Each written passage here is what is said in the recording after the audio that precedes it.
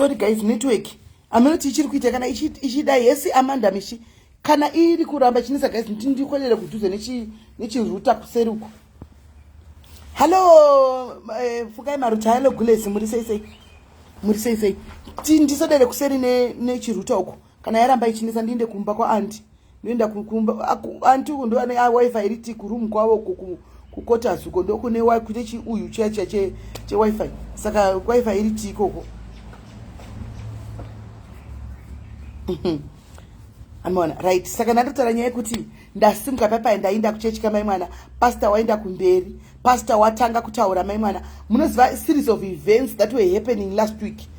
Akanga achitaura munhu uyu munhu wemuno mutsikana hazivi zvikuitika, handizivi, but akanga achiti nemo ndakazobaya life ndikatira kuinterpretira paive nemwe mfuti mwe munhu aiti aigona tsikana ngari mucomment section aitira kuinterpreta futi kuti munzwise. Guys, akafamba nebhora zvokuti ndakasvika pakuti andakutumwa mozati guys, ndikandikudzati handidi kubatwa musoro wangu kuchechi nemunhu kana kuti kudini. Guys, mozati akati achipedza kuparidza achiti dzokerai pana Mwari, aiudza ini soko rakanga ratumigwa inini musi woyo, achidzokerai pana Mwari because nhasi Mwari, if God is to come today, konzi uri kuenda here nekuti apa kanga achisikirira social media kunge munhu social media apa handisi yangu tanda social media here, I don't know. Nyaya yakaitaura akarerekera social media kuti kukanganiswa nesocial media. Ai ndakati asi pane zvaakaona, pane zvaanoziva, hanimaona. Akati teki kudai, akati kukanganiswa nezvinhu WhatsApp haitauri, Facebook, Instagram akatsika nemo. Guys, ndakawana yangu ichirova, ndakagara kumabhenji nemusi Sunday. Hanzisikana makuiswa dry apply heat protector avoid heat damage pa afro yenyu. Alright, and unoti nomboni kana natori kama ndakapfeka bonnet ndatoibvisa izvozvo. I bonnet irape ndangoda ndakapfeka bonnet ndatongoibvisa izvozvo. Anmona. Alright, anmona hanzi kuita maglitch, hanzi yakuita right. Ndakawa kuti kwanenge akati ba guys, ndikati Mwari kasi iri chero chinzwa kudini. This is not two ways about this. I have no doubt you are speaking to me. Ndiri ndega kumabench kuya ndakabata foni iri pakamera, ndakati Mwari apa mukutaura neni, ndatora sika zvokutodaro ine ndatobuda zvokutodaro, andichika apa ndichaitirira handisikuitira munhu kana kuti ndakuitira salvation yangu inini, ndakuitira inini iyi salvation yangu, imessage yangu yakanangana neni, haina kuvingwa munhu. Hanzi network yatanga futi.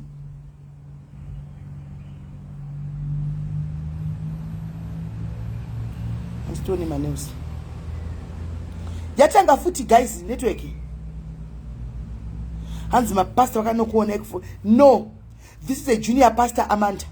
Junior pastor atinyanyi munhu anoto akabva kune mwe branch hadondizivi. Handowana kana soko chida kana zvichida kuchaosangana newe, Mwari vane message yako musi woyo, ndio papitozoti kwa ndanchiparidzwa kuchechi. Mwari vanotumira message yakanangana newe, vanotumira message yakanangana newe direct, and that was directed to me. Handowana asi munhu kuti anodei vanga vari pastor vedu vahombe, ndaiti vanombopota chinidongorera pano kuda vane munhu wakatsvaga kuti naye kuri kuigudi nechishona tione zviri kufamba sei. But no, andiwana, but no, yanga itongoriwo message zvayo yanga yakanangana neni. God was looking for me guys, and inini remember ndaikudze papa nchiti ndikufila ndega guys kuti no, something is wrong, but ndichadzokera paya ndiri kutadza. Muri kumemba ndakakudzai paya ndikati ndikuzvifila andika, but pamuri kuti nyararaika ndiri kuda nyarara, but ndiri kutadza. Nditori pahondo attacks chaidzo guys, ndandiri pama-attacks chaiwo akasimba ekuti ndinofa kudonha chako chakudzokera back to kwete ma-attacks ekudonhedzwa nemunhu inini ndaitorwa naSatani pache zvake. I was fighting with the demon itself. Satani pache ndiye angatanyatsokuya chindirwisa kuti ndidai imi monditsura modai, indiwa kuti no hazviiti, uya munhu angandijairi no, you know, like I was handisiti ngakuexplain ndaibve video yetu kudini, but ndine vamwe vanhu vakamira hanzi wakapedza handina kunyera. Amanda akati achipedza akati vanhu vanoda kudzokera pana Mwari pamberi penyu zvokuti kwa ndagarisa muchechi kana kuti ndonyara unonyepa iwe. Ndakaita kunge ndasundidzikwa ndichinda ndoka kumberi, ndakaita kunge ndasundidzikwa ndakaita number 1 kunomira kumberi kudai. So hanimona misi dzangu ndikatanga kuyerera ndiri kumberi kudai. Makazviona imi ndofunga kela katira nekamera rakamira paside, ndakazongoona ndiri kukamera ndave kumberi uku, indakafunga ndasara kumabhenji akatevera. Misi dzakayerera ndoga kudai kuti ndikatanga kuzvibvunza kuti Mwari, pati Mwari chii? Saka upenyu hwangu ndibva ngogara ndichingori munhu anenge achingokunamata, ndibva ngumbofarawo ndichibudawo offside. It means kuti ndiyo purpose yangu. It means kuti inenge yatove purpose. Animona yangu yoyo guys. Ndakabuda munda pakanamatwa ndikanamata ndiga ndikadzokera ndikatenduka musi uya yanga iri lodhisapa kamakona nakapfeka zve black and white and red and white anti lodhisapa kana chitwa lodhisapa chimwiwa chirayiro chachiyane vanhu vanowanzopfeka zvavo black red nechichi animona ndandina kuinwa lodhisapa ndakati ndozvinzira case I am not okay with God. Why should I take the lodhisapa? Guys, kana muchiza kuti namwari panguva yo uchiza kuti ndonamata mwari ausi right panguva yo usatore lodhisapa. Unoita unozviunzira zvirwere unozviunzira zvimwe zvinhu zvakawanda don't ndakanzi ko ndikati no I'm not in the right position to take this lodhisapa, let me pass. Yakadarika ndakairega ichidarika lodhisapa ndikabudamo asi ndakati ndichibudamo chandakanza first thing ndakabuda ndiri light. I was so light guys. Nakanda musati ndanda kunyara kutaura zvekuti mwari panapa pa live panapa ndainyara. Musati Satan guys anokuta ende anotunga anoshandisa iwewe unogara uchitaura izvozvo ndionofa kuti unotanga kuti number 1 kushandiswa kuti usa ndanda kutadza kuti nditi chakati kuti ndiudze mumwe munhu dai ndanda kukonewa kutadza kuvhura muromo nditaure ndanda kutotadza kunzo kunge ndakatsikirigwa akunyatsa ku guys chinhu chinonzi Satani demoni chakaoma ende chinokuvigira chino pai pamunhu nzochinzanzi Satani muurayi muparadzi akaya kuzoparadza nekuuraya ichokwadi pa 1 week. Look at what has been destroyed. 1 week chet. One nepandanga guys amen indangoudzawo imimi wokuti kana wo chingozoti wangofilawo kaposenga kangafanana nekandanga ndirika auigoni hondo yacho na uri 1. You will not overcome it uri 1. Guys ndakaita vamwe vanasisi vangu vari na America uko vakapinda paminamato. Ndakaita rimwe timu rangu riri kuna UK yuko rakapinda pamunamato richifona usiku kuti mukai malive ende zvazvinoita guys zvazvinoita uri kufumutswa kunzi muka chimukai time yako tichisangana pamhepa patina mateka umwe munhu ari kufonera chiti kune live iri kuitwa yemuone mwoyo wako wakuda kuti guys mwoyo wako wakuda kuti nda kulive uri kubatsirwa kuna matani vanhu ndiwe mwoyo wako mumwe munhu akukufonera from nowhere demoni wo haro remunhu so handisi kuti munhu akanifonera kuti demoni ndinaona dzowa mino wariwonepa nditema dzowa mino ndoda kuchinyepa iwe ndoda kuchinyepa mino dzangu dzangokura but hamufi makaita dzowa mino ingori passage animaona umwe munhu atokufonera nzi kune live kumaiwe kana uyai muone mwoyo wauda kuti temtoti uende koko guys ndikati mwari kana handisi kuenda ndakapesera ndati zvino kuti ndakapesera ndati ndodzima foni ndakati bvisa kumbovhara inozvikwisa pa flight mode kuti vanhu vasafoni timboita zvemaprayers animaona timboita zvemaprayers animaona kuti pa flight mode chapa timboita zvemaprayers ati muri kunzwa munhu ane Satani achita kukunanaira kukuvavarira mwana sendanga ndakavavarigwa ndakavavarigwa zvokutodaro ende panguva yo pa 1 week the devil came to destroy and to steal akaba zvinhu zvakawanda akandibira joy antika honai panyaya yakanga ichiitika yaya antika andinawo ndakaenda kuti uya kuno kuuye ndikugadzirisa they came to me rega animaona but yakanga yakushandudzwa unopona kuti kana ida kudestroy Satani nokudestroy audestroyiwe nemunhu unodestroyiwa naSatani yanga yakunzi ava vakaenda vakanoti uya kuno ndikugadzirisei of which that never happened like that animaona and after that ndakuzoona siri kuti kwakuzobuda zvimwe kuti apa pakabhenge paitwa zvikadai saka apa ndakufunga ndege ndangada kushandiswa kapa chichanga chodotika pambobuda izvi jikijika nauziva kwandiri saka kwandiri nini ndinokushandiswa ndinope kuti paitwe ningirikiri Deliwe nkwena hanzi warini stando. How are you Deliwe? Indozira chepe ndio yanongoshandisa bvudzi rangu. Ndokuzira chepe atizori chimwe chete. Hanomona. Ndakunyasa kuna question ndakuona angle yese chinhu chakaipa kudai. Angle chinhu chakaipa kudai. Angle anchaoni chakanaka. Pango dai ndakutona angle kuti uyu apa ndado kushandiswa apa. Poya imwe point kuti uyu ndoni chairira u. Angle zvakaipa munozviziva. Angle zvakaipa munozviziva. Angle zvakaipa. Hapana chandanga ndakuona chakanaka guys. Apana chandanga kuona chakanaka chokwadi chakanaka pamberi pamwari chaipo pakauya point ndodoti analyze point iyi ndotoona chakaipa hapana chandochana saka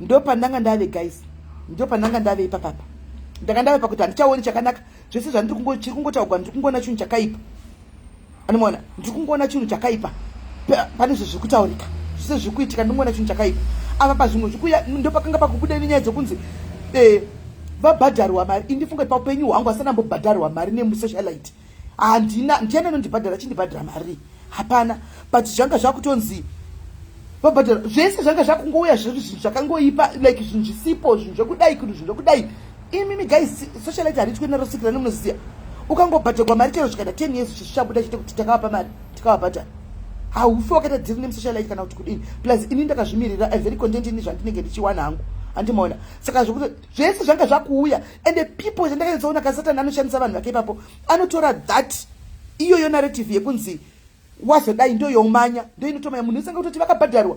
I'm like saka chindibhadhara yangu zvokozi ndibhadharwa handisati handina ena ndibhadharwe nemunhu yandinayo mari yangu inini yokwana shoma iyoyo inondikwanira. Plus angandibhadhara achizvita nemari musocialite angandibhadhara mari ndodhura kubhadhara ungandibhadhari kunditenga unondibhadhara mari yekuti ndinganzi ndingabhadharwe kunzi tisadhimande vanhu vari kuda zvinhu zvavo inenge iri mari.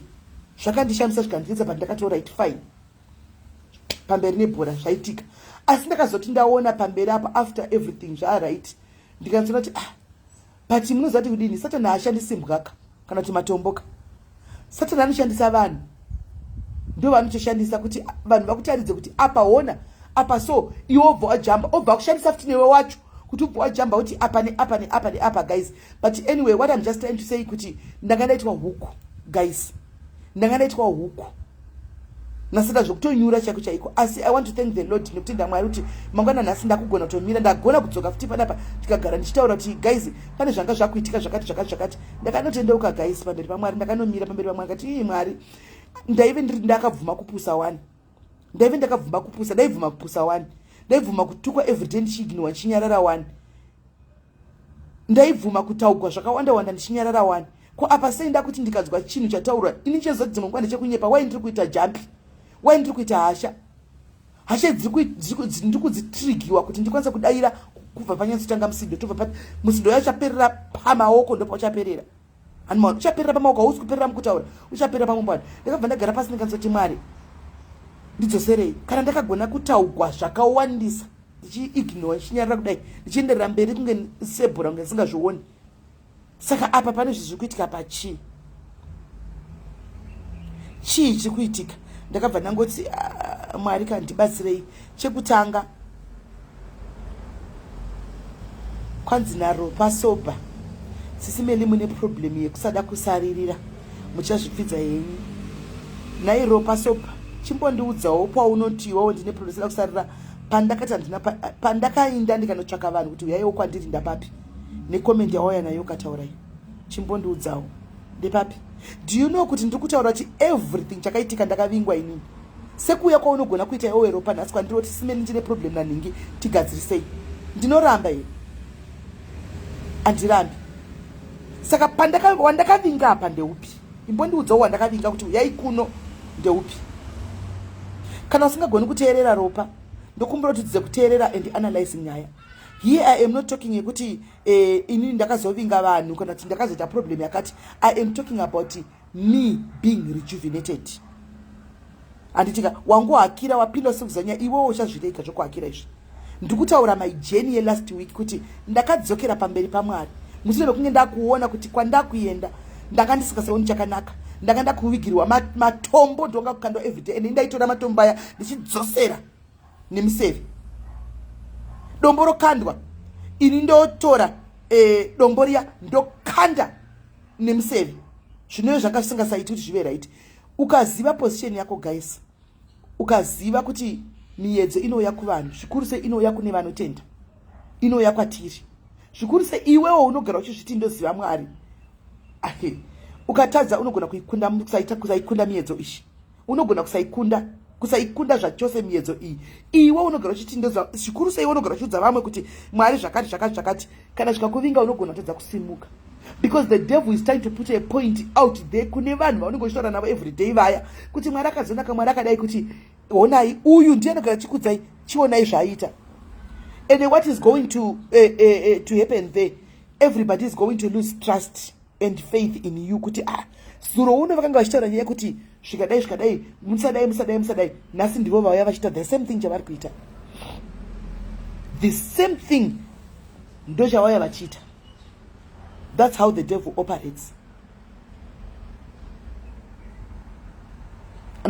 That's how the devil operates. Kune vanoziva vanonamata anditika you know what I'm talking about. Kune vanonamata you know what I'm talking about.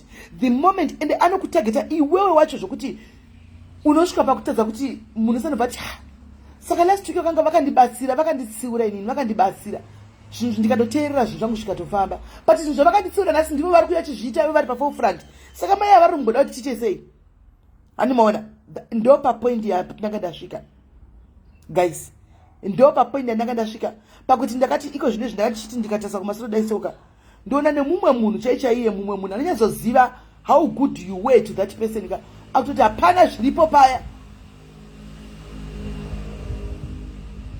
ndo pazvanga zvave ende medzisire zvaizopera zvakaipa because ukaona watongopindwa nemweya wekuti I don't care uya wanga wakuda kuita uchitipinda uya ukaona wapinda nemweya iwoyo kagaizika iwo kambotiza kwaunoziva kwawakatizaka hazviperi murunyararo munhu anenge achindikutaura nemashoko ine handitauri nemashoko zvaizopera mukuacta ende paizokuvara umwe munhu andi muri kuona zvaizokuvadza umwe munhu unenge munhu atindikutaura nemashoko haatitaura zvemashoko inini ndoti manje ini zvemashoko nezvinyadza handizvigoni handiwana tichangopedza gemu racho panozopaizokuva munhu you see how the devil works pandokuzati satani uyu akaipa andimaona why akangwara anouya ipapo okushandisira panzvimbo ipapo kuti tadze kukunda agokupa futi nyadzi guys denda ndiri mumwe nokuti handibvumi kuteera handibvumi kudzokera pane nhasi ndisiri kugara panapa ndichitaura zvinhu zvakadai andimaona ndingade ndisina kuti ndimire panapa ndichitaura zvinhu zvakadai kuti veduwe zvakazodai zvikazodai because ndinge wakunyara kuti nezvandakaita but ini ndinototaura guys ndotoya ndichitaura ndakazvimirira because ndizvo zvito zvinenge zviri panguva iyoyo paground ndo zvitori paground panguva ino andimaona ndakatoona kuti ndatonyanya ndatopinda muzvo ende kupinda kwacho ndakangopinzwa so easy and me thinking ende akandivigira chinjano zacho ndoita everyday satani kungouya kuvanhu kungoyangoti teta problem tokumbira kuti tipinde pakati noti tambozana taona kuti hatisi kutoga hatisi kugona kunzwisana then I jumped into it alright no problem sisimati mudapisi then the next thing boom it went out of hand and it went spiral and it turned it zvakajika zvikatena zvese zvika 2 minutes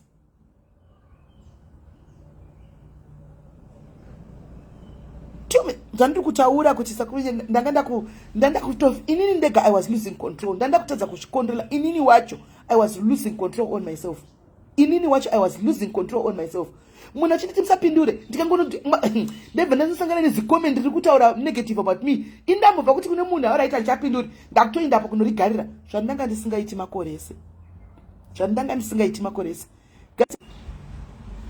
network iri kunetsa Hands, I hope you apologize to Father Diaries. I did, my vana. I did. Because in his name, room one, I sing Hataur.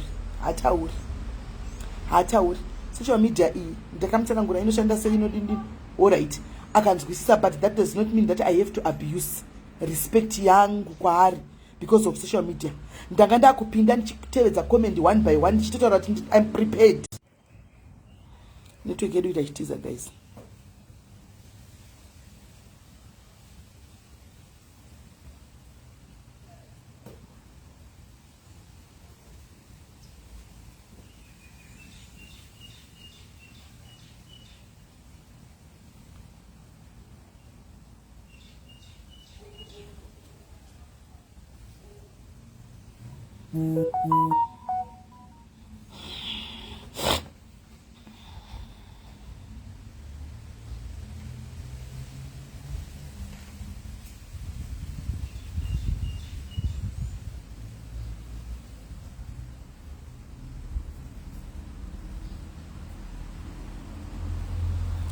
Paupenyu pa life yedu yatinayoka tine vamwe vanhu vanotouya pane munhu nona tiri pakati pekutaura nekuonesana nekupanana matestimony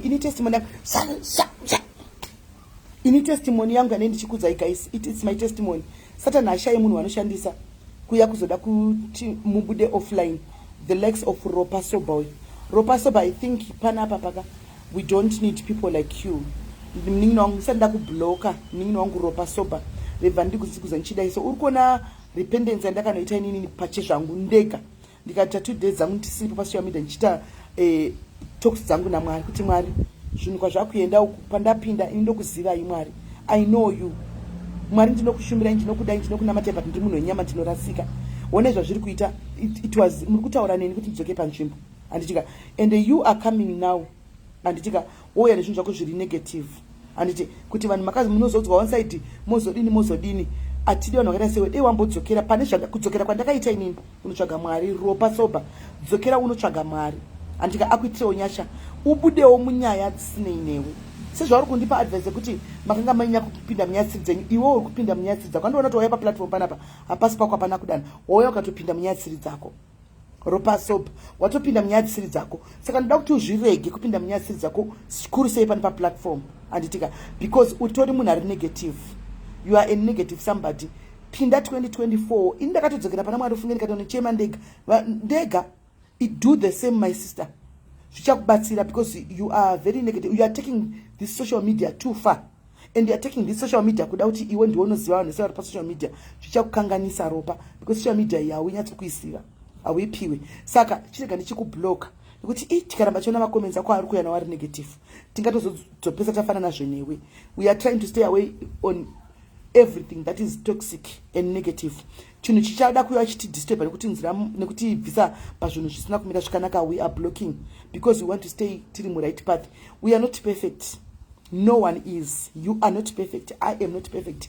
We are all not perfect, but we seek to be righteous in front of God. Hanzi tinowa tichimuka semuzambiringa tinodona tomuka todona tichimuka semuzambiringa kudona tse tinobvumidzwa kudona chakaipa kuramba takavata pasi kana tadona soko raMwari rinoti timuke saka isi kana tamuka munhu akaita sewe ropa anozouya oda kudzosera vanhu kumashure nekutaura zvinhu zvisiri izvo atizomudi saka nemasoko aya muningi wangu ndinoti uve neChristmas yakanaka. Mwari vakutungamirire, Mwari vavhure njere dzako, Mwari vakuitire zvakanaka udye Christmas ino, vakuchengete uri mutano kusvika gore rinouya. Bye bye.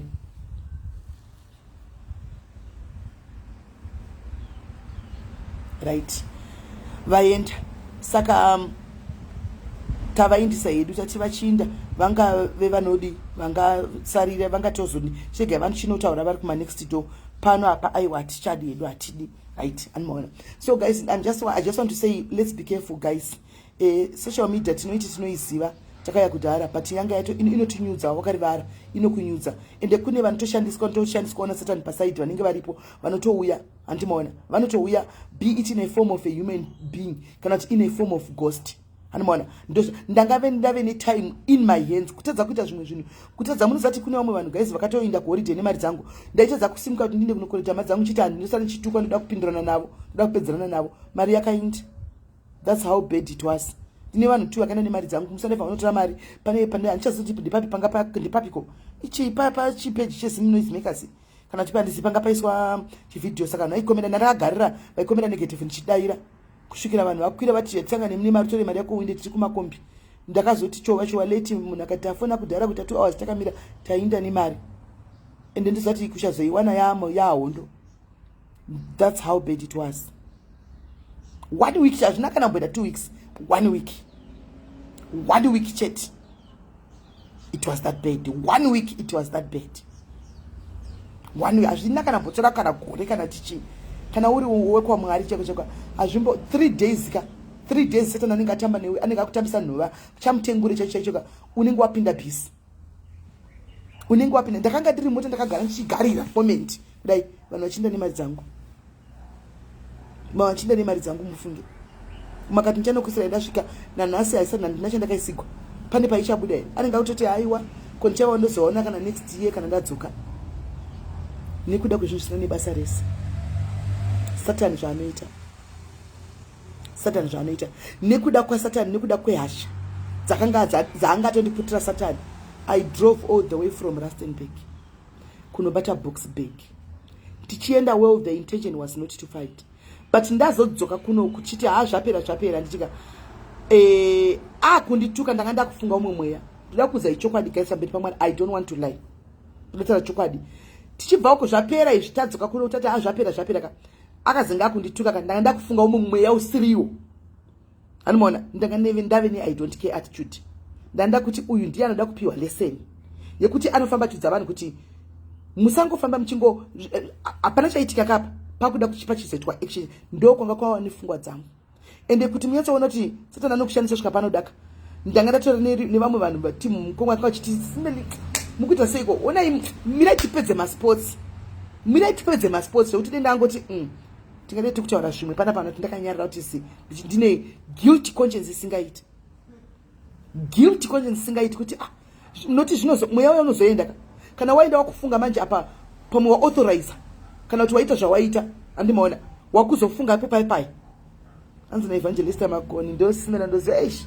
sorry evangelist kan sorry anyway ndaitodawo minamato yenyu ipo pai andimaona ndakanda tusvika point of no return yekuti aruramba uyu munhu anondituka nezera neni anondituka nesize neni ane ndandayo nemwe yekutoona handizoti ndingati chii but pane pandandasvika papoint yekuti unoona apa vanhu vanenge vachikugila zvimaclip ka unotanga wati rega ndibhadha handiblock wabloka people are bringing clips to you zvavanoziva kuti ndakati handidi apa pandaisimboiginowa maclips this time ndandisiri kuiginowa ndaitochivhura ndochiteerera ndoti right ndogara pasi ndotoda kumurongera dent. Mwari vandiregerere, God forgive me. Mwari ndakakumbira regerere, yes, but ndotenda kuti always you are there kundidzosa because ngadi tikutotaura zvimwe nakati ngadi ndakutozota guilty mwe kuti amen paitika zvimwe zvinhu pandakanga ndasvika vakomana musatuke vanhu South Africa please. Ndokumbira wangu nemweya waMwari ka vanhu tinotukana tinokonana ka tinoita misunderstandings andichimaona but kamweya kakaka ndo kandatozoona kuti no man no vanhu vakawanda vanoita izvi vozoregreta after kana zvaigona tiavoide hedu miromo yedu ishi nokuti muromo une simba unongotaura but zvinozoitika after uchiti zvapera ndiri kungotaura you never know. Ndanga ndasvika ipapo pamumberi paMwari chapo ndanga ndasvika ipapo pakuti uyu kauyu ndida uyu ndiye munhu achadzokera kuZimbabwe achinyatsokudzawo muti Joni akugariki ndo pana ndavi ende ndakabva ndaita maminyenzi akabva atumirwa naSatani mukona mangu akanga akati say the word tipedze masport, say the word, we don't want you to be involved, but no matter what was going to happen guys, I was always going to be involved because ndechitoziva kuti chichaitika so ndangoti ndangu Mwari ngoti andina kusvika ipapo ndakakumbira regerero kubva kuna Father Diarisa ndikati ndizoti ndanyadzisa ndakatombonyadzisa ndakunyadzisa zvokuti ndiwa semunhu social media but samwezama unogona kusandiudza kuti ndazviona but kune munhu anenge atokutumira cheti I'm sorry ndakakumbira regerero munhu akandinzwisisa hake ndikati Mwari imi ndimi mune final say ndimi munoclear mwoyo wevanhu anditika zvakare ndiri pano pazhinji kudai andisi munhu ari bed andisi munhu akaipa ende handina nyaya dzemunhu wandinohakira kana wandinoringa kuinbox kuti uya kuno naiwe ndite nyaya yako people they come vega but kana uri patarget munguva iyoyo panoitika zvakawanda zvokuti munhu sanopedzera ati ndiwe wakavavinga iwe usina wakabhadharwa iwe usina handibhadharweni mari naany social aid because nditorika handina mari but I'm comfortable guys ndo chokwadi chiripo I'm very much comfortable handina mari but yekuti inini ndikwanise kurarama zvandoda ndinayo antimaona so ndoda ngotenda Mwari ndichiti veduwe zvakare takuda ku mona izvo zvandokudzatisa nacho nanga chia nemwe angle yakayo birthday month yangu ishi taisosvika pabirthday ka patoitika zvimwe zvinhu zvihombe zvakawanda but Mwari wakangondidzorawo nguva ichiripo nekundotisa netimu rakeza karamba richingouya kuWhatsApp vanhu vaifona kana mweya wakakugara dzimwe nguva uchinyatsofonegwa nemunhu waunodawo hauidaire foni uchiti andida kundidzora chiko ngandibvire ndozvandatoita nechemwoyo unoziva ka vanhu vako kuti ava kuda kundudza kuti chiko havasi kuziva zvandiri kufila ngavambondisiya vachafona vagofona ndakaiginowa kudai foni ndichiona vachifona ndakaiginowa kudai because handisi kuda kudayira chandiri kuda panguva iyoyo ihono hasha zvadzinokuita chere iko Satan zvaanoita kusimuka kubva pano kuenda kunobuda uko boxback tichida kutaura chokwadi pafear guys tatanga iri tichiti hatina kuda kuzogwa hondo but things ended up escalating anditi ndakapinda mumba anditika memunhu kodei akatora banga akandibaya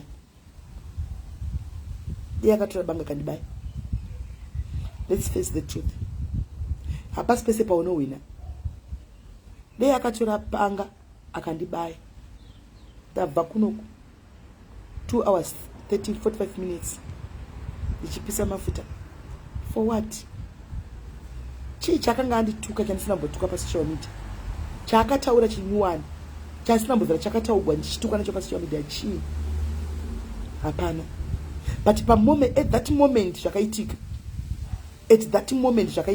ndakaona sekuti ari kundisaiza, but ndagara ndosaizwa amakore ese pasocial media zvichingopera, but panguva iyoyoka ndakati ari kundisaiza. Panotoda kunyatsa kudzai tinyatsa kuona kuti tinobvuma sometimes kushandisika nasatani zviri easy, zviri easy, zviri easy. Dei akangonoti ipo paya pandakabanga mupurisa, chero banga mupurisa idotiza chaiko chaiko angakamira pakachaya roya roti dyo pamwoyo. Nekuda kwei, nekuda kwei.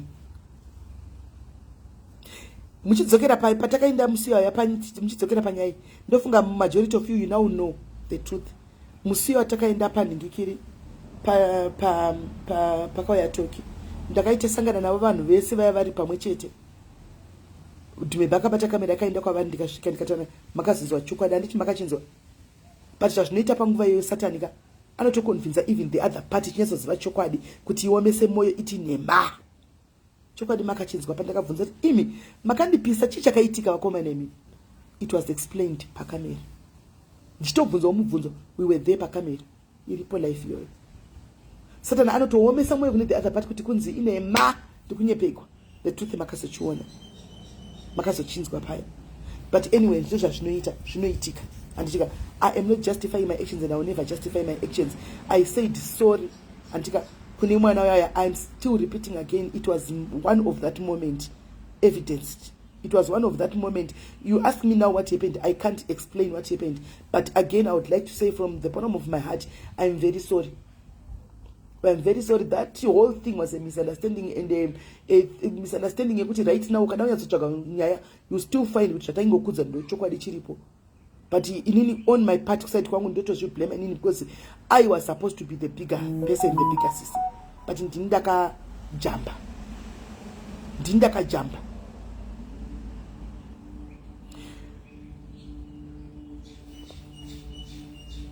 Antimaona.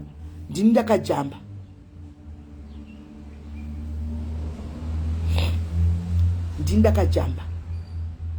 Because something was, I think something was supposed to happen, but Mwari vakazvivhara. Something was supposed to happen. Ipo paya pane chinhu chafanga kuitika chihombe chakaipa, but Mwari vakazongozviramba zvavo. Vakazviramba Mwari. Because Mwari vanorwira vanhu vavo. Mwari vanorwira vanhu vavo, vakazviramba. Pane chafanga kuitika ipo paya. Ende pane chinhu chafanga kuitika ndotozopesera inini ndatonzi ndiwe. Kana kuti inini pane chinhu chihombe chakaipa chafanga kuitika ipo paya. To me or to the other party. Chihombe, because pandazi ndadzoka ndakunya ako ndichituka maika ndaenda kuona kuti chituko zvinoshamsira izvi ndakuda kunyatsa kuchitamba game chaizvo, but no, Mwari vakazviramba zvakare. Mwari vakazviramba. Ndongotenda Mwari kuti mwoyo wangu wave light. I'm just light now. I'm not even ashamed to say it. Andinyari kuchazvitaura nokuti ndo chaipo pandakapinda napo ndo zvandakafira. Pandakapinda napo ndo zvandakafila panguva iyoyo. Handiti maona ndo zvandakafila. So ndangoti ndikudzei my journey for the past week, anditika ne life yepa social media. Life yepa social media guys haina loyalty. Life yepa social media haina loyalty. Yoti mugare makazviziva. Yes, pane team ningi, but there is no loyalty. Naso unofuma uchinzi wakanaka kune munhu, wakanakira munhu. Mangwana unofuma wakashatira munhu, mukangokonana unofuma wakashatira munhu, unofuma watowe iwe munhu akaipa. Ini nangu ndakazvimiririra, I am not perfect. And I am a sinner. But Mwari vandibatsire. Zvezvo ndakataura kuti kuma socialites uku kune nditaure zvakawanda zvimwe. Munoziva kuti pa last 2 days apa vari ku WhatsApp group vanosiva. Vari mu WhatsApp group ndokumbirawo munyore mu comment section WhatsApp group redu. Notice pa the last days ndandisi pa social media ndokwana ndiri WhatsApp group vakudzei zvaitika. Satani akaramba chiuya guys. Satani akaramba chiuya. Vari mu WhatsApp group ndokumbirawo munyore zvandakakusenderai mu WhatsApp group mukaramba muchiti SIS MELLY rambai musapindire. Nyorai mu comment section. Guys, people kept coming back to me. Muri kuti nini ndikutsvaga vanhu. Ndine chats nema screenshots ekudzoka. Zvizodai. Ndikati please hell no. Inga ndakataura wangu kuti nyaya dzema socialites anjadi. Ipapa the last 2 days. The last 2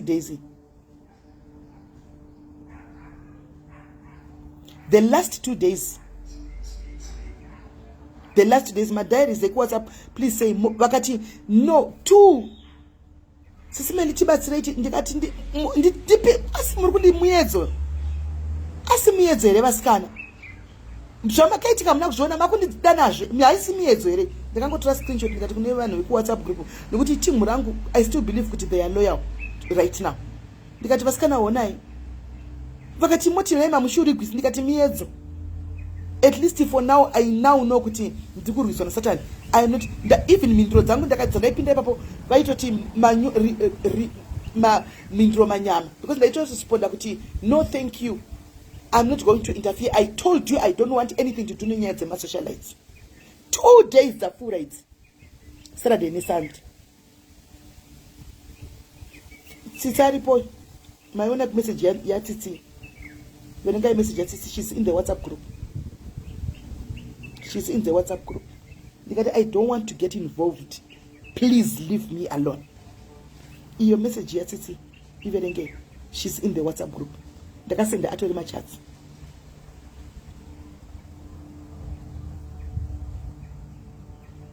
Anditi maona. So 2 ndikati vedwe ndiregerereiwo ndisiyeiwo please. Andichadi. Ndakataura pajekerere wangu kuti musandipe nyaya dzemasocial regai ndidzokere makudzoka feedback kwandiri nenyaya idzi kuti nditange zvekunzi ndini ndatsvaga nyaya dzavanhu ndindodzida ndiregerereiwo please. Endai kumwe munoita macontent kumwe ndine content isingaperi pano. Haiperi content yepano because I'm very creative. I am very creative. Ndofunga ndakupa inzwisa yemaskits guys. Ndakupa inzwisa yemaskits zati tozvigonawo. Hanimaona tozvigonawo zvemaskits necontent isingaperende izvo zvinhu toshaya kuti nemaskits because ndinotori ne 100,000 iri what ari mumusoro mandakato andinawo.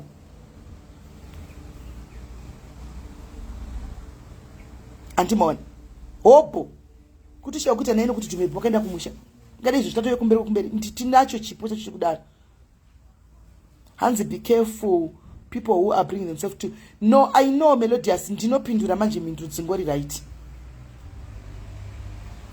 Wedwe ipayo tulani bazana bazangu ndinopindura zvokutoti handidi kana ndakati handidi kuve involved period.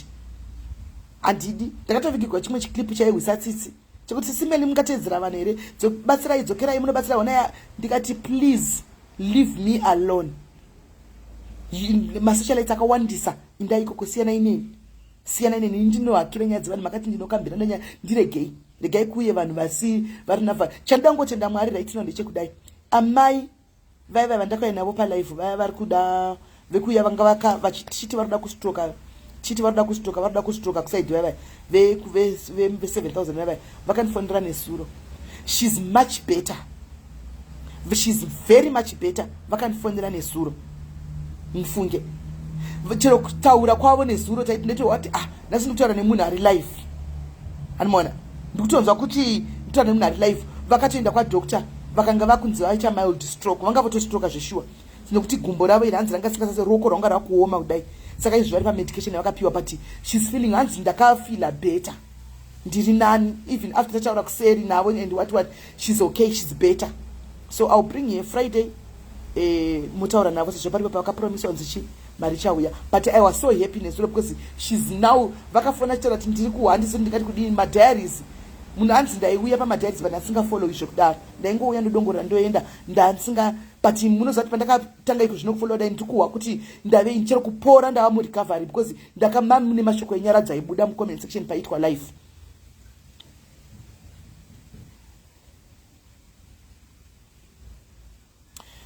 Anenge ari mamwe acho naye Hani Smith mamwe acho anenge atori ma-upcoming here anga asitombori ma-upcoming.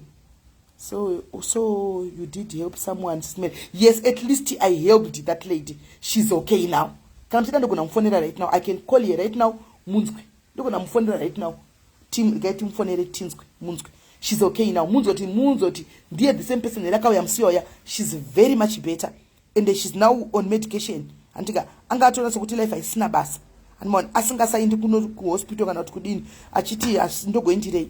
And even ine kosi rachona anditika I managed kumubatsira kuti aite kosi awane kosi rachona saka kune vanhu vachona vakataura navo kana vachizowirirana izvo zvave kwavari vachibhadhanika nditira kumufonera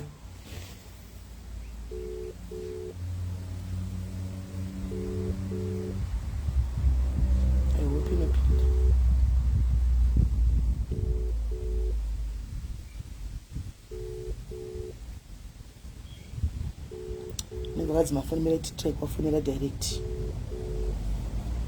kufonera direct.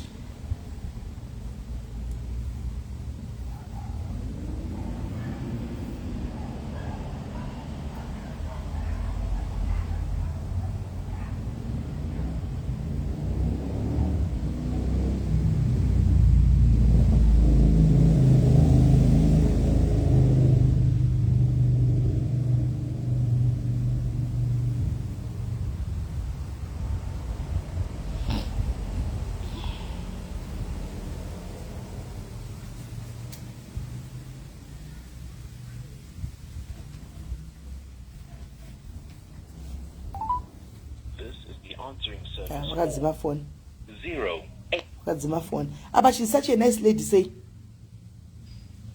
vanga vatostroka zveshuwa. Doctor akatotaura akatokonfirma kuti manga matostroka hanzi yavanga vachita inonzi mild stroke vatoda kuti hamuna kuti zvaizoguma nekuita sei anomaona. But I'm happy kuti at least now she's okay. Tichavabata kana chavabata tichavaita kuti mutaure navo munzwe kwanzi ndakatobva ndatofollowawo page ndakutogarawo ndirimo ndakatoti kokunotori mapeji anototaugwa nyaya dzinoda kwa because ndikutoita catch up kumashure nchidai kwanzi ndatove relieved zvokutodaro ndikati tinotenda Mwari at least pazvinhu zvese izvi zvakaitika guys. Pane one chiri positive chakabuda mai afa.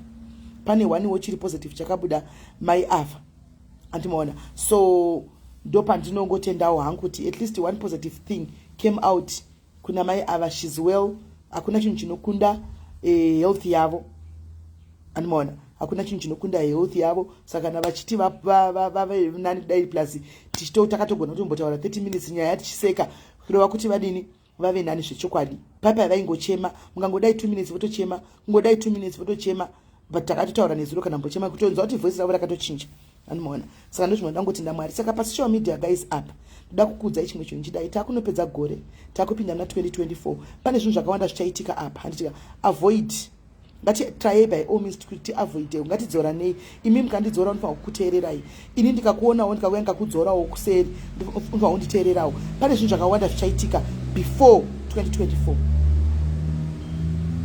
Pane zvinhu zvakawanda zvichaitika before 2024. Tikutaura pasara 3 weeks dzasara chete 3 weeks dzasara. Pane zvakawanda zvichaitika. Usawange uri part of that. Antika kune vamwe vakawanda vekuti pachafiwa pachakuvadzwana pachaitwa sei kana zvichigona kuavoidika zvinhu zvacho please avoid. Pasocial media pachata tisaone denga tishi vazhinji vedu text kuruna denga noda kusocial media and I used to preach about it inini wacho chatadza kuona denga inoda kusocial media nokuti social media ine double standard guys.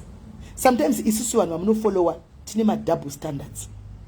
Ine double standard. 1 minute anditika chinhu chikaitwa nauyu chakanaka chakaipa but the same thing chikaitwa nauyu chinhu chicho chakanaka. Ine double standard. Pasocial media apa muna mato wangu dai masocialize isari pasocial media anditika atikwanisi kuti tingaita friends. We cannot be friends. We can't be friends because puzzle inyaya yecontent. Ndoda kuza ichokwadi inyaya yecontent pasocial media. Munhu anenge akutsvaga inyaya yecontent nemasters nemari. So in the process atifungire zvimwe zvinhu zvakawanda anoita munhu akawanda chezvo zvataita ipapo.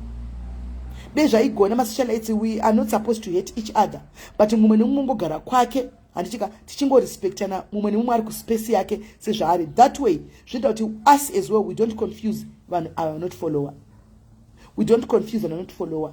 Mumwe ongoita yake anoita kana kuri kutuka ongotuka wari kwaari umwe achingoita anoita kwaari koko handitika and topanana that respect yone inoziva whatever amene space tongodaro amene umwe nomwe achingoita anoita hanti zvokuenderana kuma inbox ina hangu regai ndigare ndatotaura pano ina hangu please don't come to my inbox ina hangu handidi handichadi don't come to my inbox nditorera iti ndakadai regai nditambe nditaure nevanhu ivava vepano pasi padayarisa kuwhatsapp uko ndinotaura navo makore nemakore tichitaura nyaya tisatamboita any problem. So kutaura navo kutozvipa nguva yangu titaure navo that is very poor. Hanzi comment section also yakaipa ine vanhu vakaipa vakawanda. We know but remember the comment section fungai maruta aisi pa spotlight. Vanhu vari pa spotlight ndiwe ndini ma socialites. Sa comment section ndakazviona ndiri mu comment section ndikaya comment section nditaura zvadoda. Kune mweya wako we comment section wokuti unotaura zvaunoda uri comment section because uri ku comment section. But remember avana problem avari comment section apa. ende havasi paspotlight, vanotaura vachidarika ari paspotlight. Tagona kudaro because tine madouble standard akaipa akawandisa nhasi. Stereki tine madouble standard akawandisa zvokuti do zvino zvichaita kuti kwanzi pana tax on akapfurwa musoro. Ndopaona kuti life is too short kuti titakurira nemagaraji nekuda kwecontent. As much as people are looking for money, we are looking for money, but I believe kuti mari inongouya tinongoiwana zvakangonakawo mari nokuti mukazvitarisa kuti content yedu zhinji kuti uite mari svinu pasocial media unge uri munhu anodi ane controversy. Ndikunyepa here guys, ndikaita controversy content inosimuka, mari inowanda, star chairo rinodikwa. Ndikauya ndiri controversy ndichikupai makuwa evanhu, ndichikupai ndichituka, ndichishora vamwe, ndichiseka vamwe, content inowanda. Ndikauya ndichitaura nyaya kuti ngati pana nematips ekuita mari next year 2024 unogona kubvapo usina kana 1 star wawana. Ndikunyepa here. Saka it's now up to us to be very much careful. To be very much careful. Content inotikuvadzisa. And ichaita kuti in the process instead of kuti tiunze vanhu together, tibatanidze vanhu, tiunze vanhu together, we are breaking people, we are destroying people because nenyaya yecontent pandichauya ini chiti chakati nenyaya yecontent uyoti chakati vanhu vaya vanofarira uku nevanhu vanofarira uku patove nekuparadzana pakati. Patove nekuparadzana pakati because patove netimu ningi nekuda kwecontent. Saka ndoda kuti muzive team diaries pasocial media it's all about content, it's all about money. Andi muri kunzwa? It's all about money and content. Zvakanaka chaizvo kuchinzi muningi apiwa mari akana tachitaura yega kuti ndobhadharisa inini handiiti chinhu chemari, ndipe mari ndidai. Zvakanaka zvichitaura neumwe.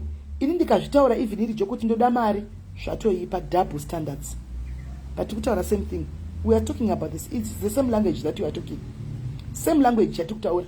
Kuti ngati nhasi mutondipa mari because munototi ndoida chibva matondipa mari iyoyo. Kuti mwanzotaura kuti inini mari munotondipa every day handimukona zvatoipa kumwe zvanaka kumwe zvakaipa but same thing. Kune vanhu vanogona touya pana pamwe masocialites ouya achiti kwai ava vakaparadza vanhu ava vakazodestroya vanhu vakazodai zvakanaka kuchitaurwa ava vakaparadza vanhu kumvenge. Ivo vari kutaura vachona mukadzokera kumashure kunotsvaga kuti muzive nyaya zhinji dzevanhu kana macelebrities pasocial media dzakauya nani.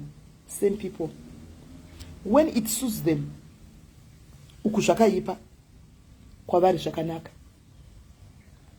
Muziva pasocial media mimi guys kuti nyaya zhinji ndakapusha pataura kuti pane pandakambotaura ndichiti but guys nyaya dzevanhu vanhu vachida kuviga even marelationships avo but kune timu rinoenda kunotsvaga kunobhadhara mari kutsvaga kuti ndipe gist rekuti this time munhinga melarutana nani kuti auye nayo secontent. But ndakaviga ndina kubudisa munhu wangu pasocial media maenda kunotsvaga kuti ndiri kudanana nani kuti muuye mupe vanhu gist semakuwa. But mangwana the same people will come and say upi aiti nyoka uya kazodai ko vanhu vese ava makatanga kunotsvagira nyaya dzavo muchiburitsa. Masocialites ngativewo sometimes ngatingodzidzai kungove vanhu vekuti we don't confuse people. Double standards before usati wanongedza mumwe kudai tanga watarisa kwako iwe, tanga watarisa kwako. Vazhinji kubva kune vemaskits vemakomedzi vazhinji nyaya dzachitanga dzisingadzizivi nyaya dzavo dzine vanhu vainda kunotsvaka nyaya dzidzo dzichibuda. Nhasi ndine nyaya ningi dzimwe dzekunyepa zhinji dzekunyepa. Nhasi ndinauya nenyaya ningi mangwana nhasi nenyaya ningi vamwe vasingatomboiti kana zvemadhirama. When it suits them zvakanaka kusaidi kwavo kwa uyu unenge uchingodzwa zvinhu zvekuti vakazodai paya. Double standards. Masocialites ese hatisi vatsvene veduwe, hapana vatsvene. Ndikutaura izvi nerudo iDecember. Hapana vatsvene apa. Yes, content dzakasiyana. Mumwe nemwanoita content yake, mumwe anoita yemakuhwa, mumwe anoita ichi, mumwe anoita ichi. handichika kana wagoda kuchinja nekuzvigadzisa tokupa unopiwa chance nevanhu. People will give you a chance to see kuti zvechokwadi wakuda kuchinja wadai, but rega kuzoramba uchingonongedza vanhu as if imi mari maitononyukunyura nyaya dzavanhu muchiuya nadzo pasocial media, kunonyukunyura nyaya dzavanhu muchiuya nadzo kuzosvika pakuchiti vamwe vazosvika pakuchiti tisi vakuru vavo tisi tunenge takabata fresh gist inyaya yekunotsvaga handiti.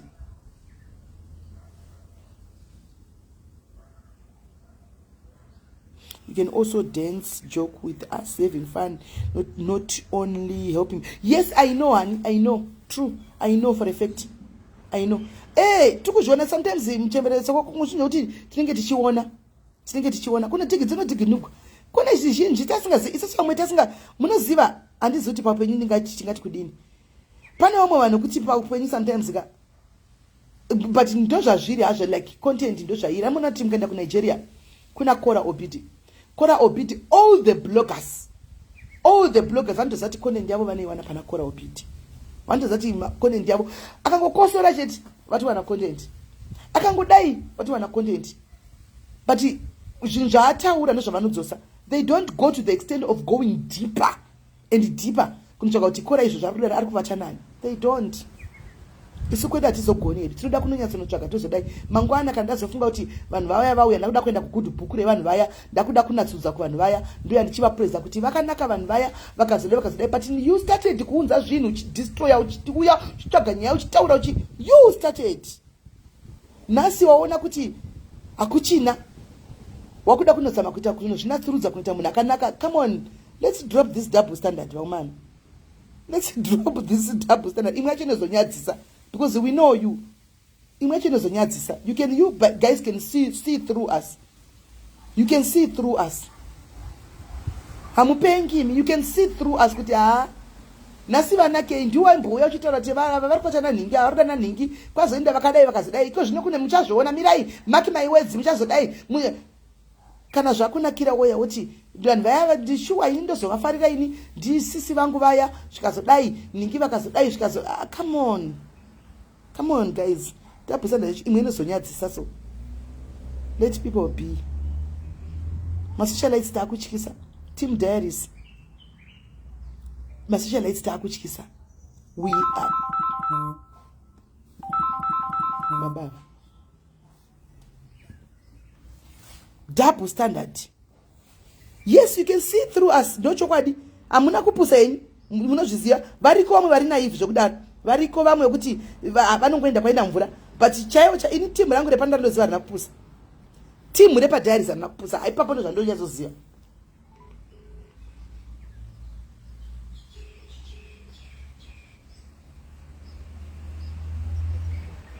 Aiwa ndichira ndimangondisendiripo ndichitaura nevanhu palive ndopa ndiri zvangu samafona iriro mundu sandazokufanira nini.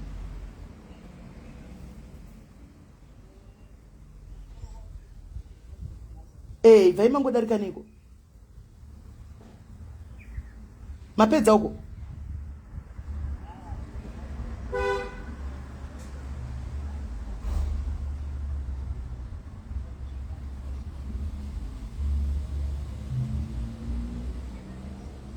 anziji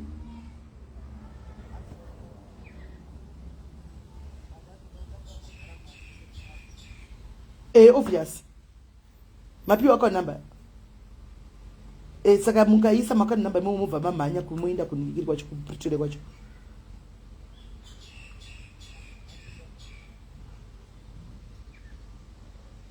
Alright bo animaona. Saka kungokuonesa iwo nyaya social media because ndinoona kuti vazhinji vedu havazivi social media how it works. They don't know how social media works. Kwaenda mhepo ndokwavamhanya vachienda. Pane zvimwe zvokuti vanhu vanotobhiliva zvimwe zvonyesona kuti this is crap, this is nonsense. Umanotomhanya, they don't know social media yet. And haisi mhosva kusaziva social media. It's not a crime. Kana kuti ungazoinzwisisa. But social media game, it's a game of throne. It's a game of throne social media. Andi mukunzwa. Ndoda kuti munyatsokuona kuti why social media kuti it's now toxic. Why iri toxic? Zvokudaro toxicness yanyanya pa social media. It's because of money. Because ndakaenda chiparidza inini panapa guys tinenge tiri 200. But ndakaenda ndichituka panapa tinenge tiri 3000. Saka singadi 3000 ndiani. Let's be honest guys. Ndoda kuti munyatsokuona kuti social media haisi toxic. ndisu tiri toxic. Social media is toxic. It's us who are toxic. Ndikauya nditi ngatitei panapa tipane maideas ekuti izvozvi totodini kana totoita sei tinenge tiri 200 but ndakauya izvozvo retinao ndichibvarira zuva